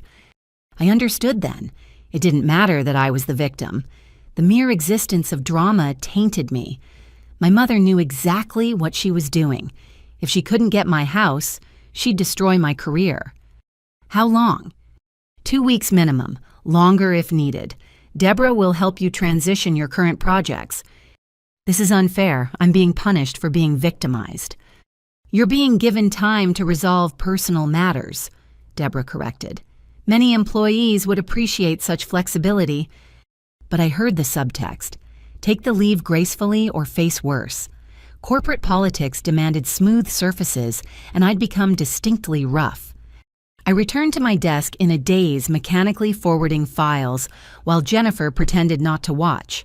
2 weeks of forced leave meant 2 weeks without income beyond base salary. No commission, no bonuses. My carefully calculated mortgage budget suddenly felt precarious. My phone buzzed. "Emma. Heard you're taking some time off. Good. Maybe you'll gain perspective on what really matters." The grapevine worked fast. My mother had probably called her the moment HR confirmed the leave, another victory in their campaign to break me. By 4 o'clock, I'd transitioned everything and packed my personal items under the weight of collegial stares. The security guard who usually joked with me barely made eye contact as I handed over my key card. 2 weeks, he asked quietly. At least. Sorry to hear that. You're one of the good ones. But good ones didn't have family drama infiltrating their workplace. Good ones maintained the facade of stability that corporate culture demanded. I sat in my car boxes of personal items in the back seat and finally allowed tears to fall. My house, my finances, now my career. Every pillar of the life I'd built was under assault. My phone rang. Elizabeth. I heard about the workplace situation, she said without preamble. Your mother's escalating. How did you know? She called my office, too, claimed I was taking advantage of someone mentally unstable, threatened to report me to the Bar Association for ethics violations. Christ, I'm sorry. Don't apologize. This tells me we're winning. Desperate people make desperate moves. Winning, I just got forced out of my job. Temporarily. And now we have evidence of tortious interference with your employment. Add it to the lawsuit. Your damages just increased significantly. I can't afford 2 weeks without commission. You can't afford not to fight back. Your mother's showing her hand. She'll destroy everything you have to force compliance. We need to respond decisively. How? Press conference, media attention, expose their fraud publicly before they control the narrative completely. The thought of airing family business publicly made me nauseous. But Elizabeth was right. They'd already gone public through social media and workplace interference. Playing defense meant losing slowly. When? Tomorrow. I'll draft a statement tonight. Bring all your documentation. Let's show the world what family financial abuse really looks like. After the call, I drove home to my fortress of a house. The security system welcomed me with its electronic beeps cameras recording my solitary arrival. Inside the empty rooms that my family called selfish excess felt like sanctuary. But even sanctuary had costs. 2 weeks without full pay meant dipping into savings my mother had already depleted. The house that should have represented security now threatened to become a financial burden I couldn't maintain without my job. I walked through each room remembering the joy of closing day. 3 weeks ago, I'd held keys to my future. Now I held evidence of my family's betrayal and a career on forced pause. My laptop chimed with an email from Richard sent after hours. Cassandra. Off the record, I believe you're dealing with something difficult, but the firm has to protect itself. Resolve this quickly and quietly. Your position will be waiting, but only if the drama stops. R. The message was clear. Make the family situation disappear or make my career disappear. Corporate Morrison Investments had no room for messy human realities. Another email this from an unknown address. You don't know me, but I know your situation. My family did similar when I inherited my grandmother's house. Stay strong. Document everything. The flying monkeys always scatter when legal consequences arrive. You're not alone. A survivor. A tiny light in the darkness. Somewhere someone else had faced this battle and won. I spent the evening organizing documents for tomorrow's press conference. Bank statements showing theft, credit reports showing fraud, text messages showing manipulation, evidence that family could become predators and workplace could become weapon. As midnight approached, I stood in my home office, the room Emma had promised Sophia without my permission. Tomorrow I'd go public with the ugliest truth, that sometimes family love was just dressed up greed, and protecting yourself meant burning bridges others expected you to cross while being robbed. The house stood silent around me, cameras keeping watch, locks holding firm. I'd lost my family and potentially my career, but I still had truth. Sometimes that had to be enough. The courthouse steps were slick with morning drizzle as I climbed them, Elizabeth at my side and a folder of evidence clutched against my chest. 3 weeks after buying my home, I was seeking legal protection from the people who were supposed to love me most. Remember, Elizabeth coached as we approached security, stick to facts, no emotion. Judges see family drama daily. What sets your case apart is the documentation. The restraining order hearings were held in a small courtroom that smelled of old wood and desperation. I recognized the exhaustion on other petitioners' faces, the unique weariness that came from fighting people who knew exactly how to hurt you. Thompson versus Thompson, the bailiff called. My family had arrived en masse. Parents, Emma, Brad, various aunts and uncles, a united front against the ungrateful daughter. Emma had dressed her children for maximum sympathy, the twins in matching dresses, Jaden in his only suit. Judge Patricia Hawthorne presided, her expression neutral as she reviewed preliminary documents. This is a petition for restraining orders against multiple family members. Ms. Thompson, you're represented by counsel. Yes, Your Honor. Elizabeth stood. We're seeking comprehensive protection orders based on documented harassment, financial fraud, and attempted property theft. Objection. A man I didn't recognize jumped up from my family's side. Carl Brenner representing the respondents. This is family disagreement blown out of proportion by a vindictive relative. So they'd hired Brad's cousin after all, the paralegal turned lawyer who'd been advising their schemes. We'll proceed orderly, Judge Hawthorne said firmly. Petitioner first. Elizabeth laid out our case with surgical precision. Each fraudulent transaction, each forged document, each threat and manipulation. The evidence mounted into a damning tower of family dysfunction. Exhibit A through F show unauthorized access to financial accounts. Exhibit G through L demonstrate identity theft for credit applications. Exhibits M through R document harassment at the petitioner's workplace. I watched my family's faces as their crimes were cataloged. My mother dabbed at tears. Emma held her children like shields. Brad's jaw clenched tighter with each revelation, but no one looked surprised. They'd known exactly what they were doing. Your Honor. Elizabeth continued, the respondents have engaged in a coordinated campaign to steal my client's home through fraud, manipulation, and intimidation. She requires court protection to maintain her safety and property rights. Ms. Thompson, Judge Hawthorne addressed me directly. Do you have anything to add? I stood on shaking legs. Your Honor, I love my family, but love shouldn't include theft, fraud, and the destruction of everything I've worked to build. I just want to live peacefully in the home I purchased legally. Mr. Brenner, your response. Brad's cousin strutted forward like a television lawyer. Your Honor, this is a tragic case of miscommunication within a close family. My clients admit to some financial mingling, but that's normal in their culture of mutual support. Financial mingling. Judge Hawthorne's eyebrow raised. Is that how you describe $5,000 in unauthorized withdrawals? Mrs. Margaret Thompson had legal access to those accounts, which she used to steal from her daughter, Elizabeth interjected. To prepare a home for family in need, Brenner countered. Emma Thompson faces homelessness with 3 young children. Any mother would help. By committing fraud, Judge Hawthorne raised a hand for silence. Mr. Brenner, do your clients deny the unauthorized credit applications? They believed they had implicit permission based on family discussions. Implicit permission to commit identity theft. The judge's tone could have frozen fire, and the workplace harassment concerned family checking on a relative showing signs of mental distress. I'm not mentally distressed. I couldn't stay quiet. They're angry I won't give them my house. You see the paranoia, Your Honor. Brenner gestured dramatically. My client's approach with love met with accusations of conspiracy.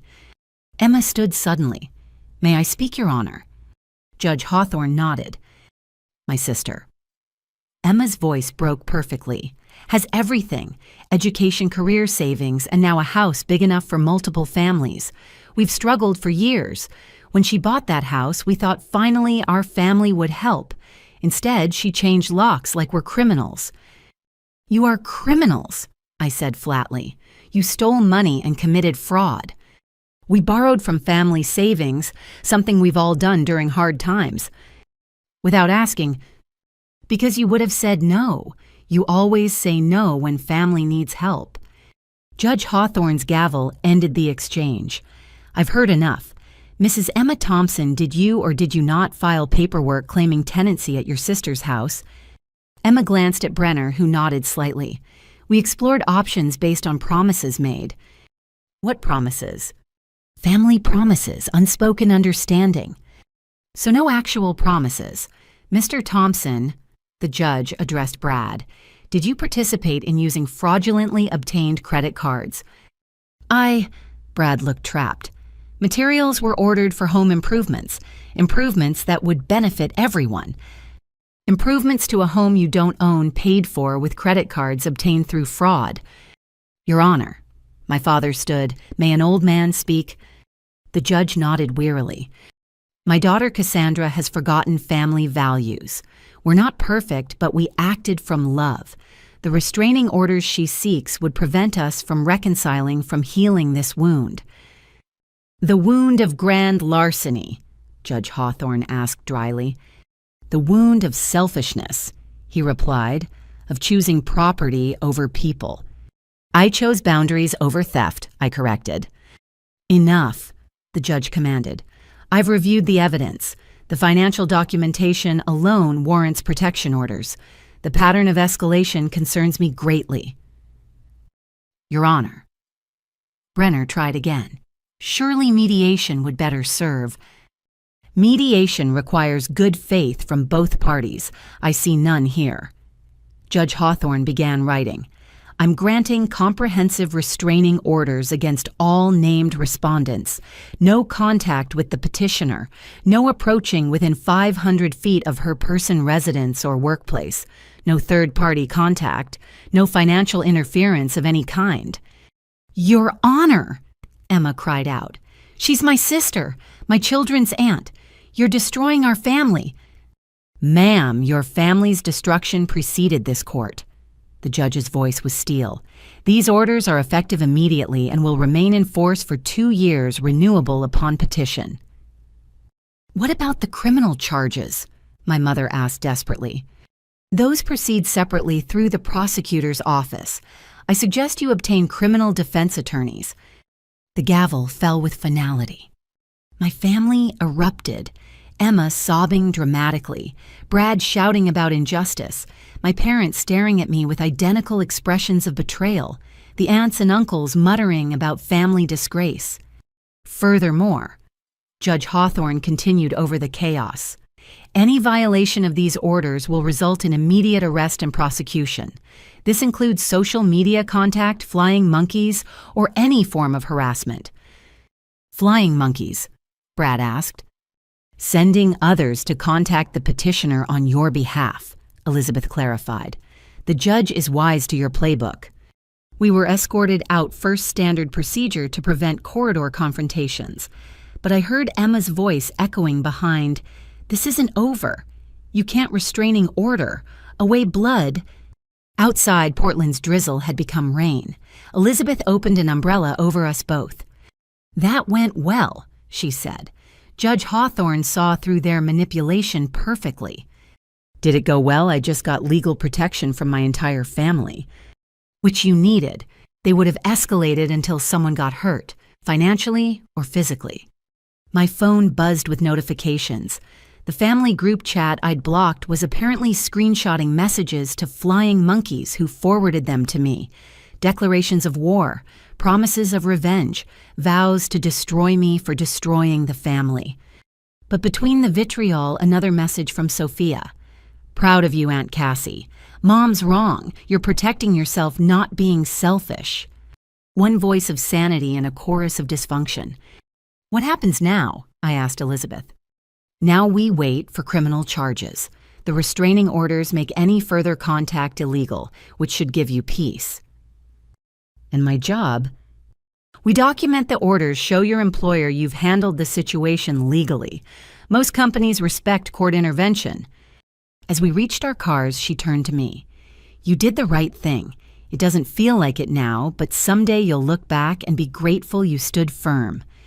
I drove home through rain-slicked streets past the suburban houses that looked so normal from outside. Did any of them hide family wars like mine? How many people smiled at neighbors while battling relatives in court? My security system greeted me with its familiar beeps. The cameras showed empty perimeter. For now. The restraining orders were just paper, and paper only stopped people who respected law. I made tea and sat in my kitchen listening to rain-hit windows my family would never again look through. The house felt larger somehow, echoing with the absence of people who'd never actually lived here, but had haunted every room with their entitlement. My laptop showed 17 emails from extended family, all sent before the restraining orders took effect. I deleted them unread. Whatever guilt or manipulation they contained couldn't hurt me anymore. Not legally. But emotionally, I touched the photo on my refrigerator. Last Christmas, all of us smiling around my parents' tree. How had loving family become litigated enemies in just 3 weeks? The answer sat in my filing cabinet. Bank statements, credit reports, evidence of systematic betrayal. Love had become greed. Help had become theft. Family had become fraud. The rain intensified, and I thought about Noah's flood. Sometimes destruction was necessary for new beginnings. My family had forced me to build an ark of legal protection, and now I sailed alone toward whatever came next. The house stood solid around me, locked secure cameras, vigilant restraining orders filed. I'd won every battle so far. But as night fell on my fortress, I wondered if any war was worth winning when victory meant standing alone in the ruins of every relationship that had shaped you. Then I remembered the theft, the lies, the attempt to steal not just my house but my future. Some wars I decided you didn't choose. They chose you. The call came 3 days after the restraining orders were granted. An unknown number with our area code. I almost didn't answer, fearing another flying monkey. But something made me pick up. "Cassandra, this is your grandmother Helen." The voice was older but unmistakably sharp, carrying the same steel I remembered from childhood before she'd vanished from family gatherings when I was 12. "Grandma Helen." I sank into my couch, stunned. "How did you get my number?" "Same way I found out about your situation, a private investigator. When you reach my age and have my resources, you learn to keep tabs on family, even estranged ones. I didn't know you still watched us." Hard not to watch a train wreck, dear, especially when it follows such familiar patterns. Your parents pulled the same stunts with me 22 years ago, nearly succeeded too. Elizabeth mentioned something about that. Smart lawyer. Yes, I hired her firm back then. Different attorney, same excellent judgment. A pause, then. "I've been debating calling since this mess started. Seeing them destroy another generation decided me." "Why did you disappear? Mom always said you abandoned the family." Helen's laugh was bitter honey. Of course she did. Easier than admitting they tried to steal my retirement accounts and investment properties. When I refused to sign over my assets, for the family good, they accused me of senility and tried for conservatorship. They what? Oh yes, your father was smoother than more convincing. Had doctors lined up to testify about my declining mental state? If I hadn't hired excellent lawyers and moved quickly, I'd have lost everything. I thought of my mother calling my workplace claiming mental instability. The pattern was identical, just updated for a new generation. They never told us any of this. Predators rarely advertise their failures.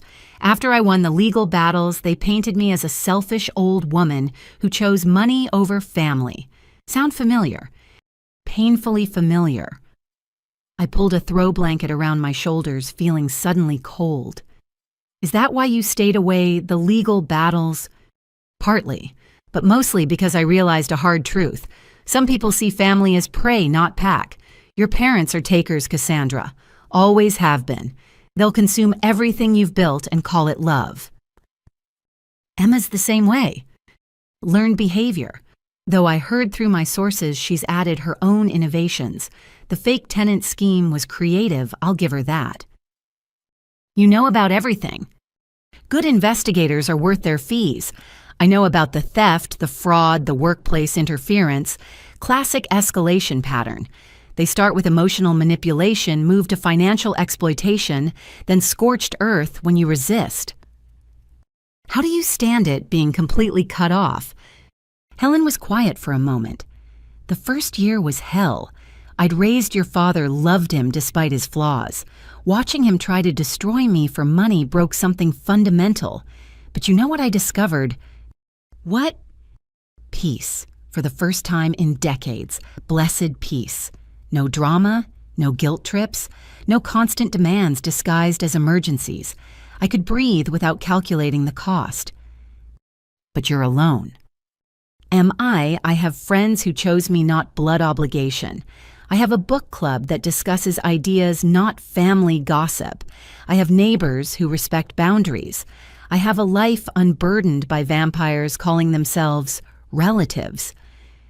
Her words painted a picture I'd never imagined.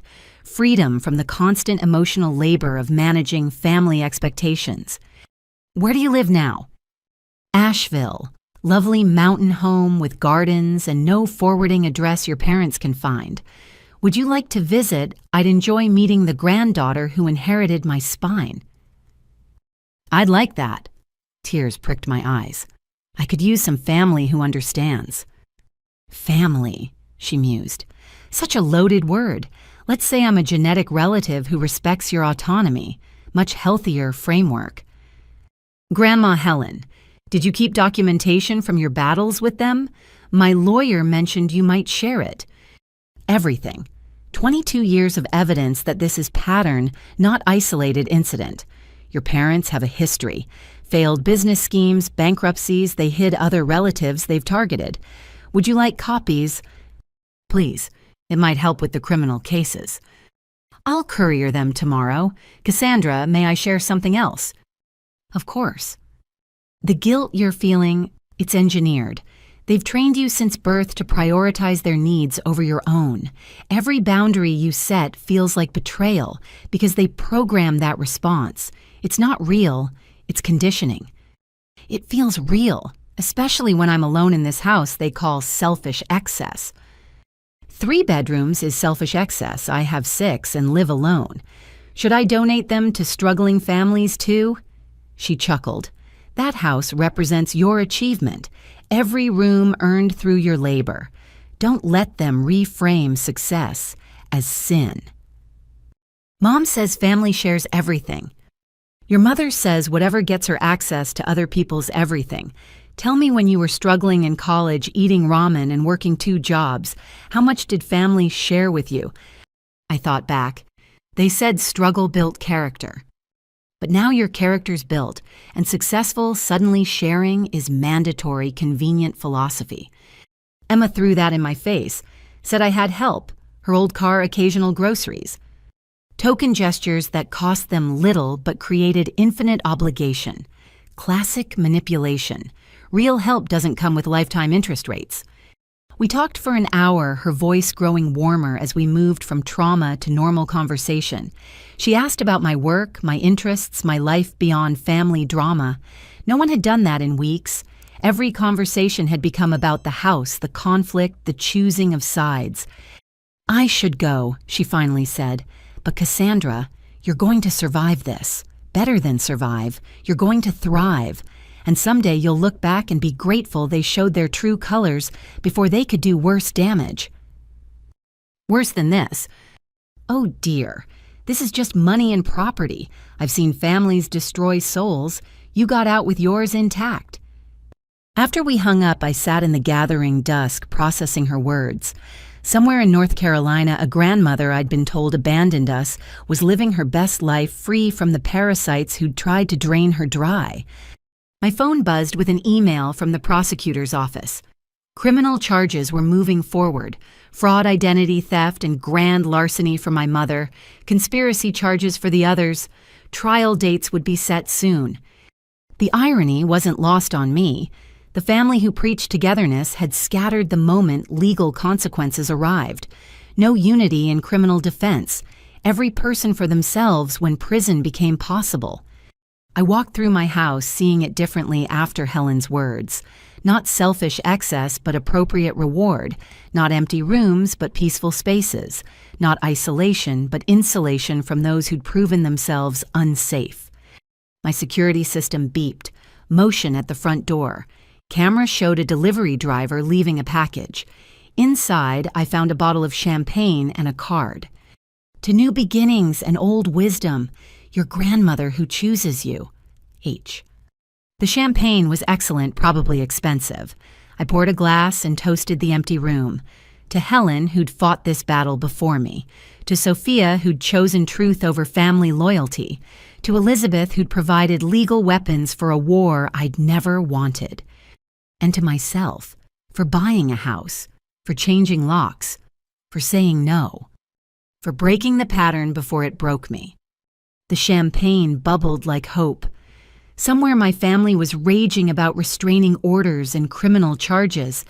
But here, in my paid-for house, with my intact boundaries, I raised a glass to the grandmother who'd shown me something beyond their manipulation. A future. The package from Grandmother Helen arrived the next morning via bonded courier, 2 banker's boxes that required signature and ID verification. I carried them to my dining room table with the reverence due to archaeological artifacts, which in a way they were. Evidence of family patterns dating back decades. Inside, Helen had organized everything with military precision. Labeled folders, chronological ordering, cross-referenced indexes. The thoroughness spoke of someone who'd learned that details win wars. 1998-2000 The Business Ventures. Read the first section. I opened it to find loan documents, bankruptcy filings, and correspondence that made my stomach turn. My parents had convinced Helen to invest in 3 separate businesses, a restaurant, a daycare center, and a mysterious import opportunity. Each venture collapsed within months, taking Helen's money with it. But the real revelation was in the margins. Helen's handwritten notes documented the truth. Restaurant never opened, funds diverted to personal use. Daycare license never applied for, money spent on vacations. Import company existed only on paper, complete fabrication. One letter from my father made me nauseous. Mom, if you really loved us, you'd understand business involves risk. Your hesitation to help further shows how material wealth has corrupted your priorities. The same manipulation, the same guilt, the same reframing of theft as love. The next folder, 2001, the conservatorship attempt. This was darker. Medical evaluations my parents had scheduled without Helen's knowledge. Reports from doctors who'd never examined her declaring concerns about financial judgment. Legal petitions claiming Helen was being influenced by outside parties to withhold family support. Helen's defense was meticulous. Counter-evaluations from legitimate doctors. Financial records showing excellent money management. Character witnesses testifying to her mental sharpness. She'd won, but the legal fees had been staggering. Over $40,000 to defend against her own son. 2002-2003, the escalation. After losing the conservatorship battle, my parents had turned vicious. Police reports showed multiple false welfare checks called on Helen. Complaints filed with her HOA about imaginary violations.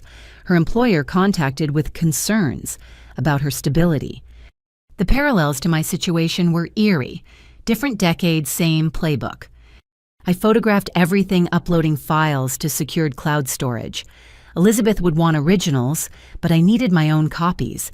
As I worked, patterns emerged that turned my stomach. My parents had done this to others, not just Helen, but aunts, uncles, cousins. Anyone who achieved financial success became a target. The family reunions I remembered from childhood took on new meaning. How many relatives had disappeared, not from indifference, but from self-preservation? One name kept appearing in the later documents, Patricia Morrison. It took me a moment to recognize it. Aunt Patricia's maiden name. The same aunt who'd condemned me at the family meeting had once filed a restraining order against my parents for financial harassment and attempted theft. I found the case details. Aunt Patricia had inherited a small sum from her grandmother. Within weeks, my parents had concocted a story about Emma needing emergency surgery and convinced Patricia to loan the entire inheritance. When Patricia later discovered Emma had never been sick, she'd tried to recover the funds. The resulting family war had been brutal but brief. Patricia had capitulated, choosing family peace over justice. The restraining order was withdrawn, the theft forgotten, and Patricia had transformed from victim to enforcer. Stockholm Syndrome Family Edition. My laptop chimed with an email from Elizabeth. "Can you come to the office? Urgent development." I packed Helen's evidence carefully and drove to her building, my newly paranoid mind checking mirrors for anyone following. The restraining orders should protect me, but paper only stopped the law-abiding. Elizabeth met me in the lobby, her expression grim. "Conference room 3, we have a situation." Inside, Marcus Chen was already set up with multiple screens showing financial data. "What's wrong?" I set down the boxes from Helen. "Your family just escalated beyond anything we anticipated," Elizabeth began. "Marcus discovered something during routine monitoring." He turned a screen toward me. "Remember how we froze your credit standard identity theft protection?" "Yes." "Well, that only works for credit applications in your actual name. Your family got creative." The screen showed business registration documents. 3 separate LLCs registered in Delaware, all using variations of my name and social security number. Each LLC had applied for business credit lines, some already approved. They created fake companies in my name with sophisticated documentation. Fake contracts, revenue projections, even tax ID numbers that trace back to you. Total credit exposure across all 3 over $200,000. The room spun. $200,000. And that's just what we've found so far. Delaware's privacy laws make tracking difficult. There could be more. Elizabeth pulled up another document. It gets worse. One LLC already defaulted on an equipment loan. Guess who's being sued? But I didn't sign anything. I didn't create these companies. Proving that takes time. Meanwhile, your credit is destroyed and lawsuits pile up. She paused. "This is beyond family fraud, Cassandra. This is organized crime." I sank into a chair, overwhelmed. Every time I thought I'd seen the depths of their betrayal, a new chasm opened. How do we fight this? Aggressively. FBI involvement now. This crosses state lines. Federal charges carry real prison time. But Elizabeth hesitated. "What? Your parents are facing potential decades in prison. Your mother especially as the primary name on most fraud. Are you prepared for that? Was I, the woman who'd sung me lullabies, facing 20 years in federal prison? But then I thought of the systematic destruction they'd attempted, of Helen fighting the same battle 20 years ago, of Aunt Patricia, and who knows how many others. They prepared for it when they committed the crimes." I said finally. "I'm just defending myself." Marcus pulled up more screens. "There's something else. The private investigator tracking your family's activities, he found where the stolen money went." Bank records filled the screen. The $5,000 from my savings had immediately transferred to multiple accounts. Some went to Emma and Brad, but the largest portion, $3,000, had gone to a casino account in my father's name. They stole my savings for gambling.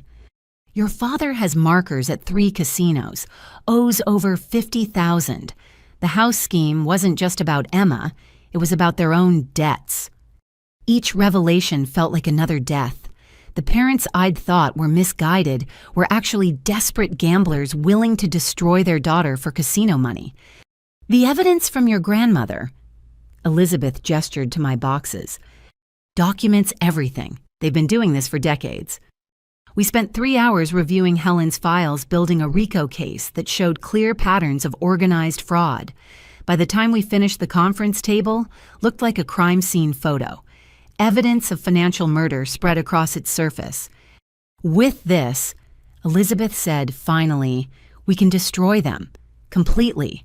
Every scheme exposed, every victim identified, every crime prosecuted. But Cassandra, this will be public. Media will cover it. Your family's destruction will be complete and visible." As opposed to my private destruction, they planned. She smiled grimly. Fair point. Marcus, contact the FBI. Let's turn over everything. As Marcus made calls, I stared at the evidence surrounding me. 22 years of fraud, dozens of victims, hundreds of thousands stolen, all by people who preached family values while picking family pockets. My phone buzzed with a text from an unknown number. I almost ignored it, then recognized the area code, Asheville, where Helen lived. Saw the FBI alert on my monitoring. They found the Delaware companies. I'm proud of you for fighting back. Remember, you didn't destroy the family. You revealed what was already destroyed. Love H. Elizabeth returned from Marcus's call. Federal agents want to meet tomorrow. They're very interested, especially with the interstate elements and the pattern evidence from Helen. Will my family know? Not until arrests are made. Federal investigations move quietly until they strike. I thought of Emma's children innocent in all this, of Sophia who'd tried to warn me. What about the kids? CPS will be involved. Extended family can petition for custody or foster care if needed. But Cassandra, her voice gentled. That's not your responsibility. Their parents made choices. Choices, such a simple word for such devastating decisions. My parents chose theft over honesty. Emma chose entitlement over effort. Brad chose schemes over work. And I chose truth over family. The drive home felt different. I wasn't just protecting a house anymore. I was ending a generational pattern of predation. Helen had tried, but ultimately just escaped. I was ensuring no one else would suffer. My security system welcomed me home to my fortress. But for the first time since this began, the house felt less like a bunker and more like evidence of victory. They'd wanted to steal it. Instead, their attempts had exposed crimes that would end their ability to steal from anyone. I poured a glass of Helen's champagne and made a toast to unintended consequences. My family had declared war on the wrong person at the wrong time, with the wrong methods. Tomorrow, the FBI would begin dismantling their fraud network.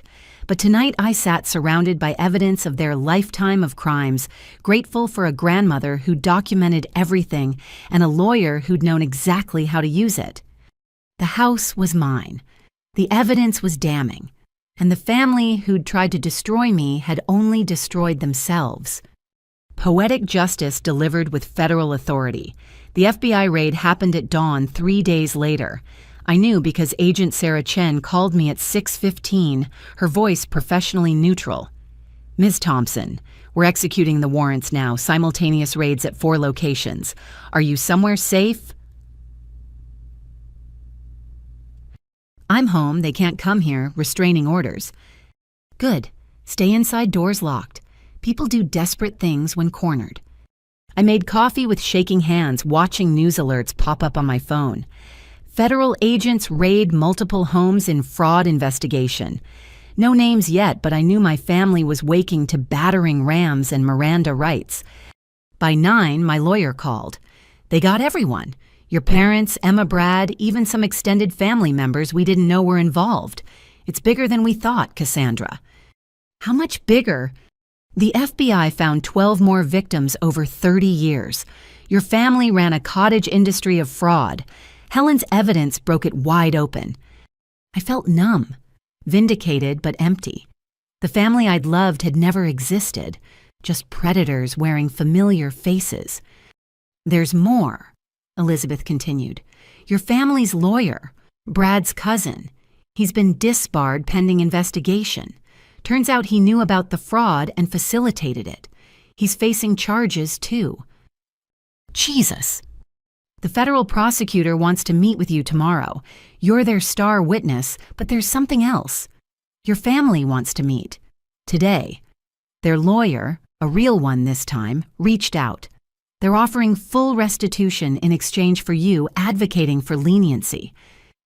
They want me to help them. Ironic, isn't it? They'll be brought to a neutral location, Marshall's present. You don't have to go, but it might give you closure. Closure. As if 29 years of lies could be closed like a book. But I heard myself saying yes. The meeting was arranged for that afternoon at Elizabeth's office. Federal marshals would transport my family from holding and ensure security. One last family gathering with armed guards instead of covered dishes. I arrived early, hands trembling as I signed in. Elizabeth waited with the federal prosecutor James Morrison. No relation to my employer, thankfully. Ms. Thompson. Morrison shook my hand. I want you to know how brave this is. Family cases are our hardest prosecutions because witnesses often recant. Your strength is admirable. I don't feel strong. The strongest rarely do. Now, ground rules for this meeting. No physical contact, no direct threats. If anyone becomes aggressive, marshals intervene immediately. You can leave at any time. The conference room had been arranged with 2 tables separated by several feet, close enough to talk, far enough to prevent lunging. I sat with Elizabeth while Morrison positioned himself to the side. The door opened. They looked smaller in orange jumpsuits. My father, who'd always seemed imposing, appeared shrunken. My mother's perfect hair hung limp. Emma's designer pride had withered into prisoner number 48291. Brad kept his eyes down, shoulders hunched. Behind them, 2 marshals stood alert. Cassandra. My mother spoke first, voice breaking. Sweetheart, what have you done? What have I done? The question was so absurd I almost laughed. I reported crimes. What have you done? We're your family. You're criminals who happen to share my DNA. How can you say that? Emma leaned forward, marshal tensing. I'm your sister. My children are your blood. Blood you were willing to spill for my house. We were desperate. She was crying now, but I'd seen her tears weaponized too often to care. Do you know what it's like watching your sister have everything while your babies suffer? Your babies suffered because their parents chose crime over work. Work. Brad finally looked up, eyes blazing. I work physical labor that breaks bodies while you sit at computers getting rich. Getting rich, I make $60,000 a year and saved every penny for that house. Pennies, my father spat, while we juggled real expenses, while we sacrificed.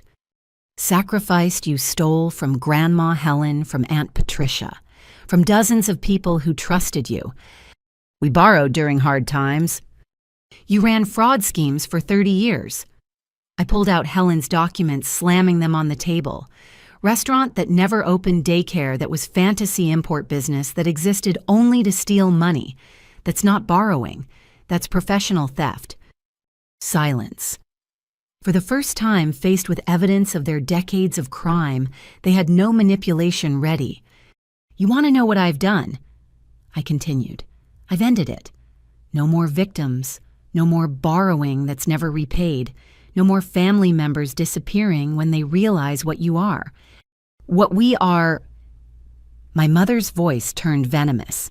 We're people who stayed together, who chose family over money, unlike Helen who abandoned us, unlike Patricia who betrayed us, unlike you. Helen didn't abandon you.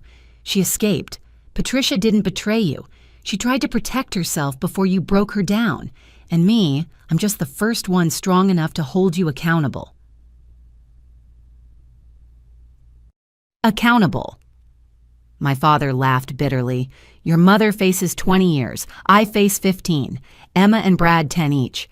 Even cousins who just helped with paperwork face 5. That's your accountability, destroying your entire family. You destroyed yourselves the moment you chose crime.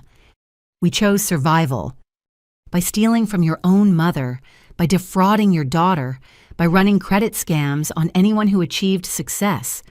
That's not survival. That's predation. Emma sobbed louder. My babies will go to foster care because of you. They'll go to foster care because their parents are criminals. Sophia already asked to live with me. That stopped her cold. What?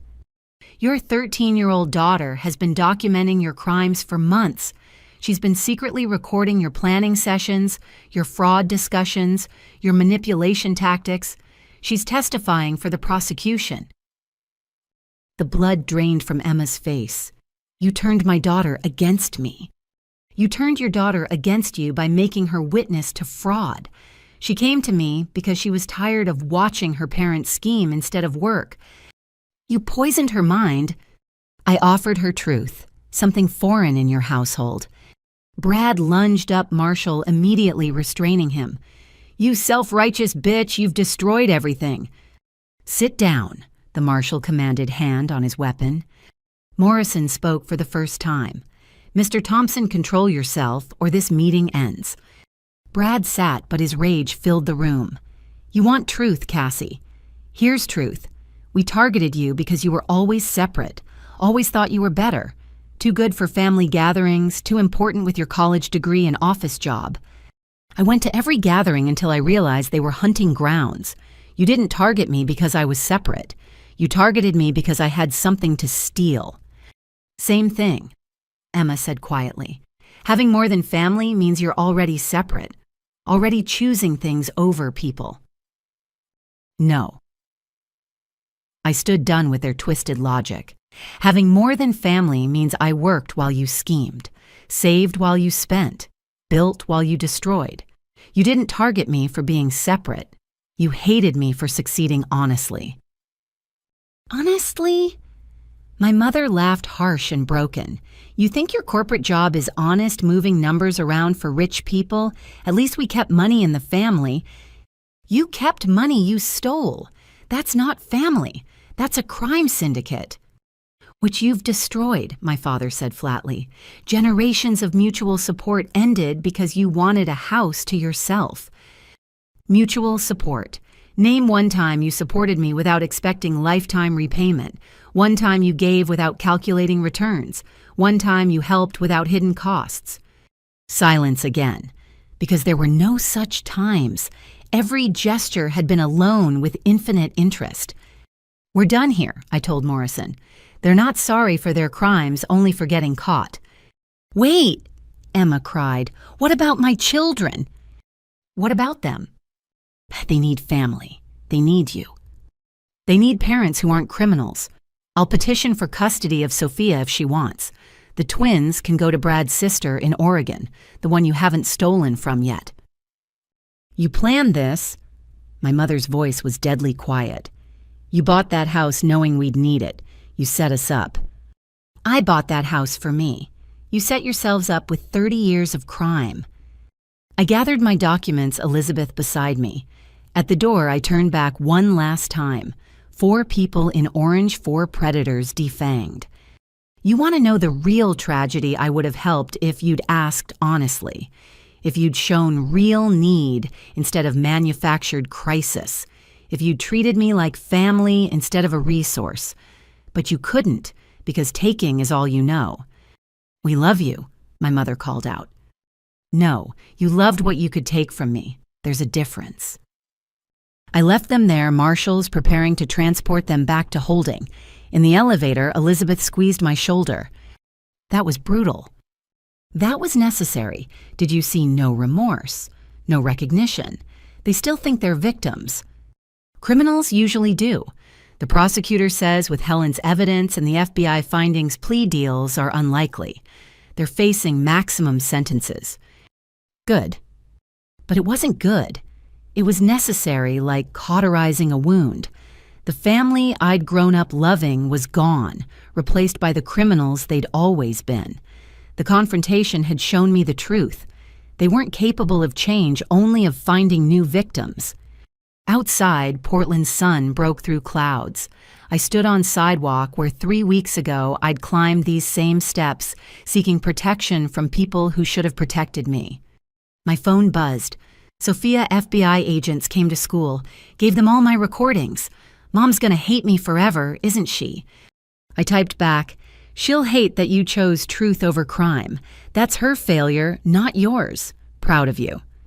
Can I really come live with you? If the court approves, yes, but it won't be easy. Easier than watching my parents go to prison for stupid schemes. At least you just work for your money. Just work. Such a simple concept my family had never grasped. I drove home to my fortress no longer needed. The restraining orders were pointless with my family in federal custody. The security system overkill with the threats neutralized. But I kept them anyway. because the real lesson of the last month wasn't about protection from my family. It was about protecting the life I'd built from anyone who'd try to take it. Family strangers or anyone else who confused my success with their opportunity. The house stood solid in afternoon sun. Mine, earned, defended, and now finally peaceful. 2 days after the confrontation, I sat across from federal prosecutor James Morrison in his office, surrounded by case files that contained my family's financial crimes, spanning 3 decades. He'd called the meeting urgently, and his expression suggested complications. "Ms. Thompson, we have a situation. Your family has hired new representation, a firm specializing in federal criminal defense. They're proposing a deal." "What kind of deal?" He slid a document across his desk. "Full restitution to all victims, including you. Forfeiture of all assets obtained through fraud. Complete cooperation in identifying additional victims. In exchange, they want you to advocate for minimum sentences." I read through the proposal, my hands steady despite the emotions churning inside.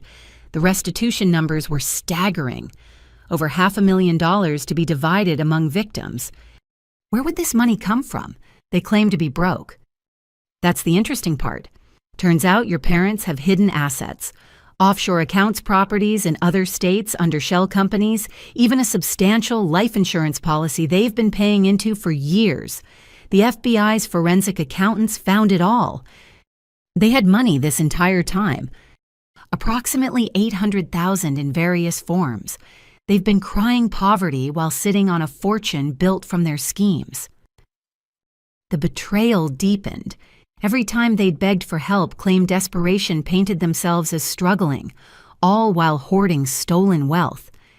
"There's more," Morrison continued. "Emma and Brad had their own hidden assets. Cryptocurrency accounts, online gambling winnings never reported to the IRS, even a boat registered in Florida. Another $200,000 between them." A boat. I laughed, but it was hollow. Emma told her kids they were sleeping in closets while she owned a boat. Apparently, Brad won it in a poker game last year. They've been renting it out for income, all unreported. I set down the document. So they want me to help reduce their sentences after discovering they're not just thieves, but wealthy thieves who manipulated everyone with false poverty. Essentially, yes.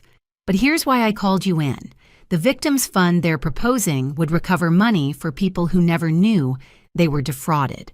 Some of your relatives lost money decades ago and wrote it off as family bad luck. This deal would make them whole. What are the proposed sentences? With your advocacy and their cooperation, your mother 5 years, your father 4 years, Emma and Brad 2 years, each possibly served as house arrest with their children. Without your advocacy, they're facing the maximums I mentioned before. And if I refuse, they go to trial. The evidence is overwhelming, so conviction is certain. But trials are traumatic for victims, expensive for taxpayers, and the hidden assets might disappear into legal fees. You'd eventually get restitution, but it could take years. I stood and walked to his window, looking out at the federal courthouse where my family would either take deals or face juries. What do you think I should do as a prosecutor? Take the deal, get restitution for victims, avoid trial trauma, close the cases efficiently. As a human, that's your call. You've been through hell. Can I add conditions? Such as mandatory financial counseling, lifetime prohibition on accessing credit in others' names, monthly check-ins with probation specifically about any family financial entanglements, and they pay for therapy. For me, for Sophia, for any victim who wants it. Morrison made notes. I can propose those additions. Anything else? They acknowledge in writing the full extent of their crimes. No minimizing, no excuses, no blame shifting. A complete admission that details every scheme, every victim, every dollar stolen. That's harsh. That's accountability. They want my help. They give me truth, all of it, on record. I'll present it to their lawyers. You have 48 hours to decide. I left his office and drove aimlessly, eventually finding myself at Mount Tabor Park, walking the trails I called Grandmother Helen. They found the hidden money. She wasn't surprised. Of course they did. Your parents always were squirrels hoarding nuts while crying starvation. Should I help them? Wrong question, dear. Should you help their other victims? That's what this is really about. But it feels like letting them win. Shorter sentences for decades of crime. Prison isn't winning, Cassandra. It's consequence. Whether it's 5 years or 15, they're felons forever. They'll never work in finance, never pass background checks, never escape what they've done. You're not choosing between justice and injustice. You're choosing between different forms of justice. What would you do? Helen was quiet for a moment. I'd take the deal with your conditions, not for them, but for the other victims, and for myself, to close this chapter definitively rather than dragging through trials. After we hung up, I sat on a bench overlooking the city. My phone buzzed with messages I'd been ignoring, but one stood out, from Sophia. Aunt Cassie, the social worker, says if you take custody, I have to do counseling. Is that okay? I know therapy is expensive. I replied immediately. Therapy is necessary, not expensive. Your parents will pay for it as part of their plea deal. They have money for therapy. They have money for a lot of things. They just chose not to spend it on their kids. Oh. A pause then. I recorded them talking about hidden accounts last month. Want the file? My brilliant, brave niece, still gathering evidence even after her world imploded. Send it to the prosecutor. Every bit helps. That evening, I met with Elizabeth to discuss the ultimatum. She reviewed everything with her typical thoroughness. Your conditions are reasonable and likely to be accepted. The written admissions especially. Those protect you from future manipulation or revisionist history. Will they actually serve time? With these deals, yes. Federal prison, not county jail.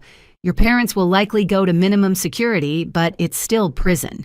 Emma and Brad might get ankle monitors if the judge considers their children, but that's house arrest, not freedom. And the restitution. Paid from seized assets before they can touch a penny. You'll receive approximately $60,000. Your stolen savings, the fraudulent charges, plus damages. Other victims will be made whole. It's a good deal, Cassandra. Then why do I feel like I'm betraying justice? Because you're a good person who was raised by criminals. They programmed you to feel guilty for protecting yourself. This isn't betrayal, it's mercy. More than they showed their victims. I made my decision that night alone in my house that had started everything. The building that my family saw as their entitlement had become the catalyst for their downfall. Poetic justice in 3 bedrooms and 2 baths. The next morning I called Morrison. I'll accept the deal with my conditions, but I want to be there when they sign the admissions. I want to hear them acknowledge every crime. That can be arranged. Their lawyers have already agreed to your terms. They're desperate to avoid maximum sentences. 2 days later, I sat in a federal building conference room as my family signed their confessions. 23 pages detailing 30 years of fraud. Each signature another nail in the coffin of their false narratives. My mother's hand shook as she signed. I, Margaret Thompson, admit to the following crimes. My father read his aloud voice monotone. Fraudulent representation to obtain money. Identity theft of multiple victims. Conspiracy to commit wire fraud. Emma wept through hers. Attempted theft by deception. False representation of tenancy. Participation in organized fraud. Brad was the only one who met my eyes. This is what you wanted. Your family humiliated and destroyed. This is what you earned. I just stopped you from earning more. When the signatures were complete, Morrison gathered the documents. Ms. Thompson has agreed to advocate for lenient sentences based on your cooperation and restitution. Her statement will be considered at sentencing. Cassandra. My mother reached out Marshall, stopping her. We're still family. No, we share DNA. Family doesn't steal from each other. We were desperate. You were greedy. The hidden accounts prove that. Every tear about poverty, every guilt trip about struggling, all performed while sitting on stolen hundreds of thousands. That money was for emergencies. That money was stolen from your mother, from your sister, from cousins who trusted you. You hoarded victims' money while claiming poverty. That's not desperation. That's evil. Emma spoke quietly. What about forgiveness you're taking, Sophia? Isn't that enough? Forgiveness requires repentance. You're still justifying, still minimizing, still painting yourselves as victims. When you truly understand what you've done, maybe forgiveness becomes possible. Not today. I left them there with their lawyers and shortened sentences. In the parking garage, Elizabeth waited. How do you feel? Empty, relieved, sad, angry, everything at once. That's normal. You've just closed a chapter written in trauma. Healing takes time. Will they serve their full sentences? Probably not. Good behavior prison overcrowding. They'll likely serve 60%, but they'll be felons forever. Background checks, voting restrictions, employment limitations. They traded their futures for your house. And lost both. I drove home thinking about ultimatums. They'd given me one first.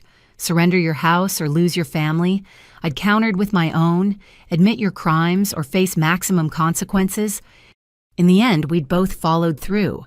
They'd lost family and freedom. I'd lost family, but gained freedom. The math, like everything else they'd taught me, didn't add up the way they'd expected. But for the first time in my life, the equation balanced in my favor. 6 months after the confrontation, I stood in a federal courtroom watching my family receive their sentences. The plea deals had gone through, my victim impact statement had been read, and now Judge Catherine Walsh delivered the consequences of 30 years of fraud. Margaret Thompson, you are sentenced to 60 months in federal prison followed by 3 years supervised release. You will pay restitution as previously agreed and attend mandatory financial counseling. My mother stood straight, finally looking her age. The designer clothes had been replaced by a conservative suit, probably borrowed from her lawyer. She'd aged a decade in 6 months. Richard Thompson, 48 months federal prison, 3 years supervised release, full restitution, and lifetime prohibition on financial services work. My father nodded once his usual bluster completely deflated. The man who'd preached family values while stealing from his own mother looked broken. Emma Morrison, 24 months federal prison with recommendation for minimum security facility, followed by 2 years house arrest with electronic monitoring, custody arrangements for minor children to be determined by family court. Emma sobbed quietly. Her children sat in the back row, Sophia with me, the twins, with Brad's sister who'd flown in from Oregon. They'd decided seeing their parents sentenced was important for closure, though I questioned the wisdom. Bradley Morrison, 24 months federal prison, 2 years supervised release. The court notes your cooperation in identifying cryptocurrency assets hidden from initial disclosure. Brad had turned state's evidence against my parents for a reduced sentence, proving there was truly no honor among thieves, even married ones. Before we conclude, Judge Walsh continued, I want to address something. In 30 years on the bench, I've rarely seen family fraud of this magnitude. The defendants didn't just steal money, they stole trust, security, and peace of mind from dozens of victims. She looked directly at my parents. You raised your children to be either victims or predators.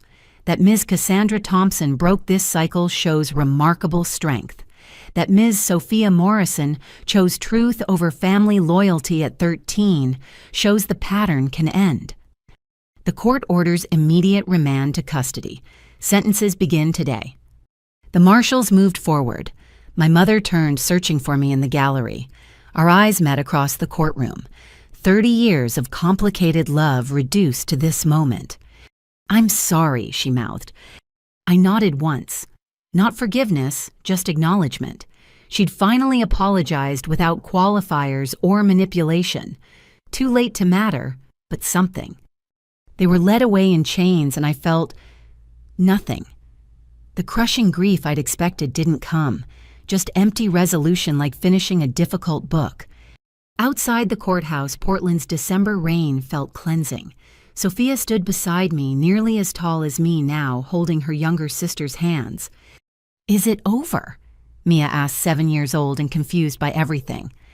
"The court part is over," I told her gently. "The healing part is just beginning." Brad's sister, Diane, approached carefully. "Thank you for everything you've done for the girls. I know this wasn't easy." "None of it was easy. How are you managing?" "Day by day. The twins are in therapy doing better. My husband's been wonderful about the sudden expansion of our family." She paused. "I need to apologize. I knew something was off with Brad and Emma's finances, but I looked away. Easier than confronting family." We all looked away until we couldn't anymore. "Sophia's things are in my car. You're sure about this?" I looked at my niece, who'd chosen truth over parents. "If she's sure, I'm sure." "I'm sure," Sophia said firmly. "My parents made their choices. Now I make mine."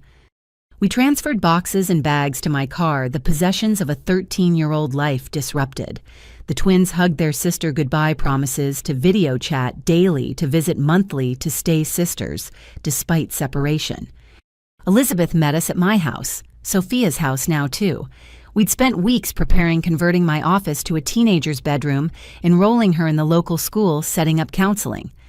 "How was it?" Elizabeth asked. "Final," I said simply. "They're gone, the money's being distributed, the crimes are public record. It's done." "Except the healing part," she reminded me gently. That evening, Sophia and I unpacked her room. Posters replaced my professional certificates. Young adult novels filled shelves that had held financial guides. The space transformed from office to sanctuary. Aunt Cassie. She held a photo. Their last family Christmas before everything exploded. "Do you think they ever really loved us? Or were we always just opportunities?" I sat on her new bed, choosing words carefully. I think love and greed got tangled in their minds until they couldn't tell the difference. They loved us the only way they knew how, possessively, conditionally, destructively. But yes, underneath all the schemes, I think there was love, just not the healthy kind. "Is that why you fought so hard, because you loved them too?" "I fought because I loved myself more than I feared their anger. That's the lesson, Sophia. Love people, but love yourself enough to say no when they harm you." She nodded, wise beyond her years. "That's why I recorded them. I love them, but love truth more." And that took incredible courage. We ordered pizza that night, eating in the kitchen that Emma had wanted to renovate with stolen money. The house felt different with a teenager in it. Less fortress, more home. Music drifted from Sophia's room as she video chatted with friends from her old school. My phone rang, Grandmother Helen. "I heard about the sentencing. How are you holding up?" "Honestly, I'm relieved and tired and ready to move forward." "That's my granddaughter. And how's my great-granddaughter settling in?" "Playing music too loud and leaving shoes everywhere. It's wonderful." Helen laughed. "Normal teenage chaos. Healing already. I'm proud of you both." "When can you visit? Sophia wants to meet you." "Next month. I'll bring photo albums. The real family history, not the sanitized version your parents peddled." After we hung up, I found Sophia in the living room doing homework on the couch. "This is weird," she said without looking up. "Good weird, but weird. 6 months ago, I was recording my parents' crimes. Now I'm doing algebra in the house they tried to steal. Life's weird sometimes, but we adapt. Are you okay, like really okay? You lost your whole family." "I didn't lose them. I chose to stop enabling them. And I didn't lose my whole family. I kept the parts worth keeping. You, Grandma Helen, even Aunt Diane in a way."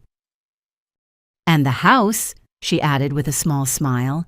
"You kept the house." "We kept the house," I corrected. "This is your home now, too." She went back to her homework, and I watched her for a moment. This child who'd chosen truth over comfort, who'd helped expose her parents' crimes, who'd lost everything and somehow remained kind.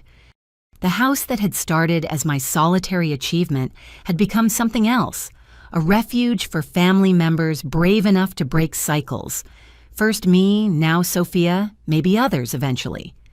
My phone buzzed with a notification. The first restitution payment had been deposited. $60,000 returned from hidden accounts built on others' losses. I stared at the number, waiting to feel vindicated. Instead, I just felt sad. All that destruction for money that had been there all along. All those relationships shattered for numbers in accounts. But then Sophia laughed at something on her phone, and the sadness lifted slightly.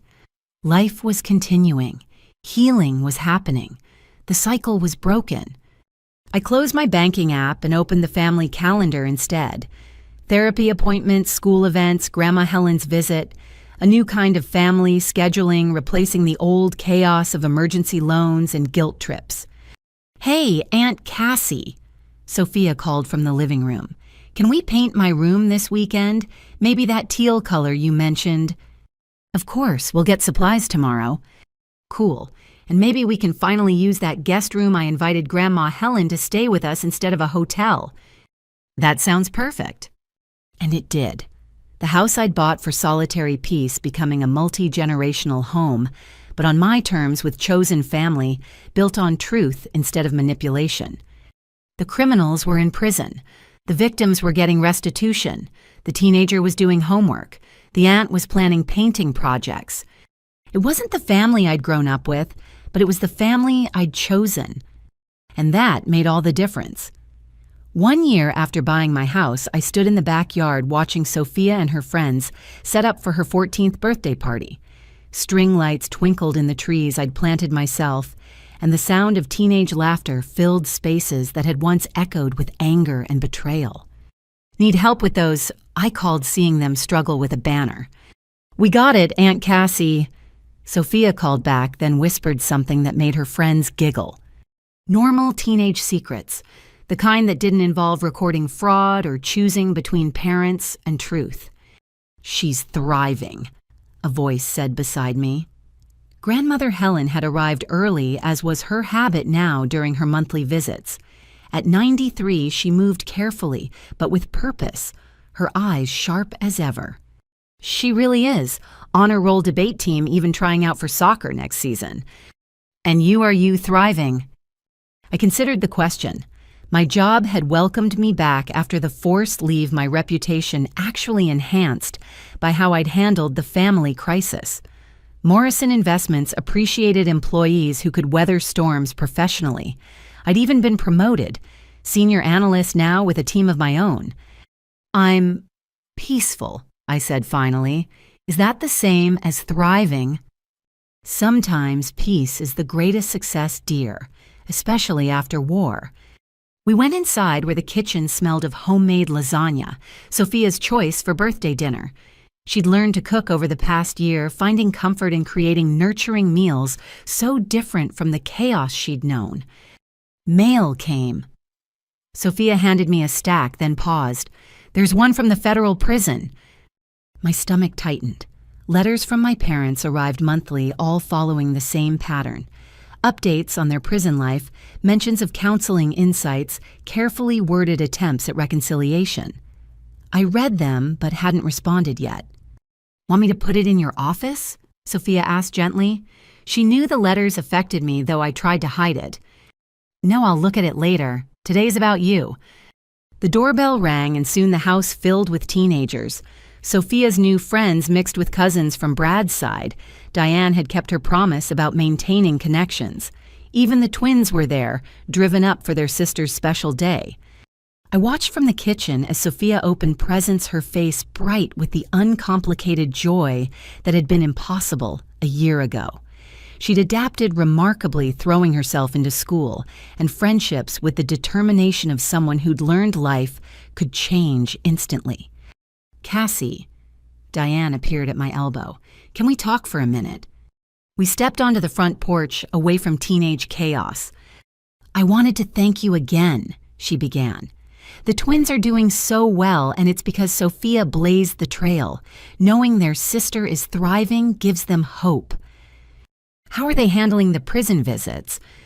"We go monthly. It's hard, but the counselor says maintaining connection is important as long as it's healthy. Brad's Different.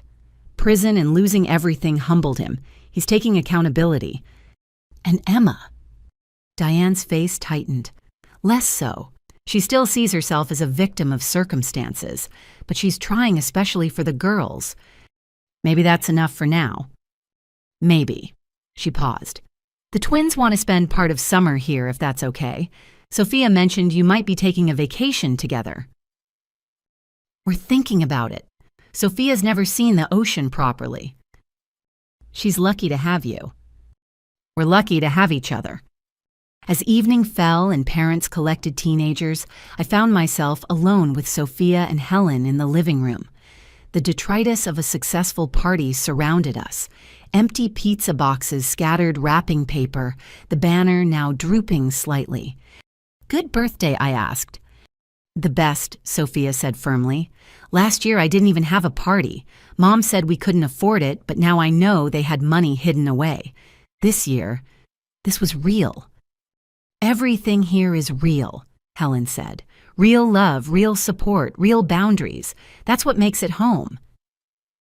Later, after Helen had retired to the guest room and Sophia was video chatting with friends about the party, I finally opened the letter from federal prison. My mother's handwriting hadn't changed, still precise, controlled, but the words were different. "Dear Cassandra, the counselor says I should write without expecting responses, that the act of truth-telling is its own purpose. So here's truth I see now what we did. Not just the fraud, that was criminal, but what we did to you, to your spirit, to your trust. That was monstrous. I raised you to be independent, then punished you for succeeding. I taught you to work hard, then tried to steal the fruits of your labor. I said family came first while putting greed above love. Prison gives you time to think. I think about the house, not wanting it anymore, but what it represented. You achieving something we couldn't. Instead of pride, we felt envy. Instead of celebrating, we schemed. That's on us, on me. I don't expect forgiveness. The counselor says that's not mine to demand or even request. But I need you to know you did the right thing. Stopping us saved us from ourselves, even if we couldn't see it then. Your father struggles more with acceptance, but he's trying. We're both in therapy, real therapy, not the manipulation tactics we used to call emotional intelligence. Be well, be happy, be free of us until you're ready to not be if that day ever comes. All my love, the real kind this time, Mom." I set the letter down with shaking hands. It was the accountability I'd demanded but never expected to receive. No excuses, no blame shifting, just acknowledgement of harm done. "Aunt Cassie." Sophia stood in the doorway. "You okay?" "Yeah, sweetie, just processing." Mom's letter different this time. "Your grandmother, and yes, very different." She sat beside me, teenager wisdom beyond her years. "My therapist says change is possible but not guaranteed. Maybe she's actually changing." "Maybe. Would you want to see her eventually?" Sophia thought carefully. "Not yet, maybe not ever, but I'm glad she's trying to change even if it's too late for us. Does that make sense?" "Perfect sense." "Are you going to write back?" "I don't know. Maybe when I have something to say beyond 'I hear you.' That might be enough, knowing you hear her. When had this child become so wise? But then trauma grew wisdom like forced fruit, sweet but season stolen. Thank you for the party." Sophia hugged me suddenly. "For everything. For choosing me when it cost you everyone else." "I didn't lose everyone. I found the ones who mattered." She went to bed and I sat in my kitchen, our kitchen, thinking about beginnings. The house purchase that started everything, the family explosion that revealed everything, the year of rebuilding that changed everything. Tomorrow, Sophia had a debate tournament. Next week, Helen would visit again. Next month, maybe a vacation to the coast. Simple plans that felt miraculous after the chaos we'd survived. I thought about my family in prison learning truths they'd avoided for decades. My parents facing their choices without escape into new schemes. Emma confronting the cost of entitlement. Brad understanding consequences. Maybe they'd emerge better people. Maybe they'd return to old patterns. Either way, their journey was no longer mine to manage. My journey was here in this house that had cost me a family but given me a future, with a teenage niece who chose truth over comfort, with a grandmother who'd blazed the trail of independence, with friends who'd stood by me during the worst year of my life. The security system I'd installed in panic was barely used now. The fortress had become a home. The empty rooms had filled with life. The silence had given way to teenager music and grandmother stories and the peculiar peace of chosen family. I pulled out my laptop and started typing. Dear Mom, I hear you. When I'm ready to say more, I will. For now, know that Sophia is thriving. The house is full of love. We're okay. Cassandra.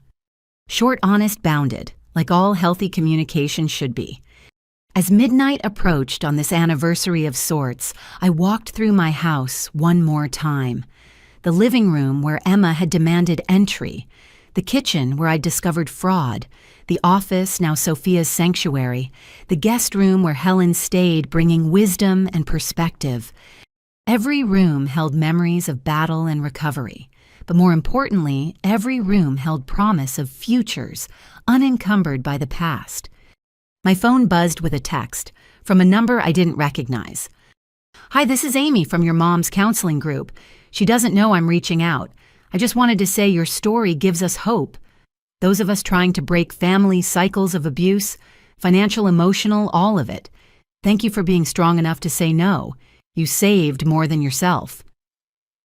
I set the phone aside, touched but tired of being anyone's inspiration.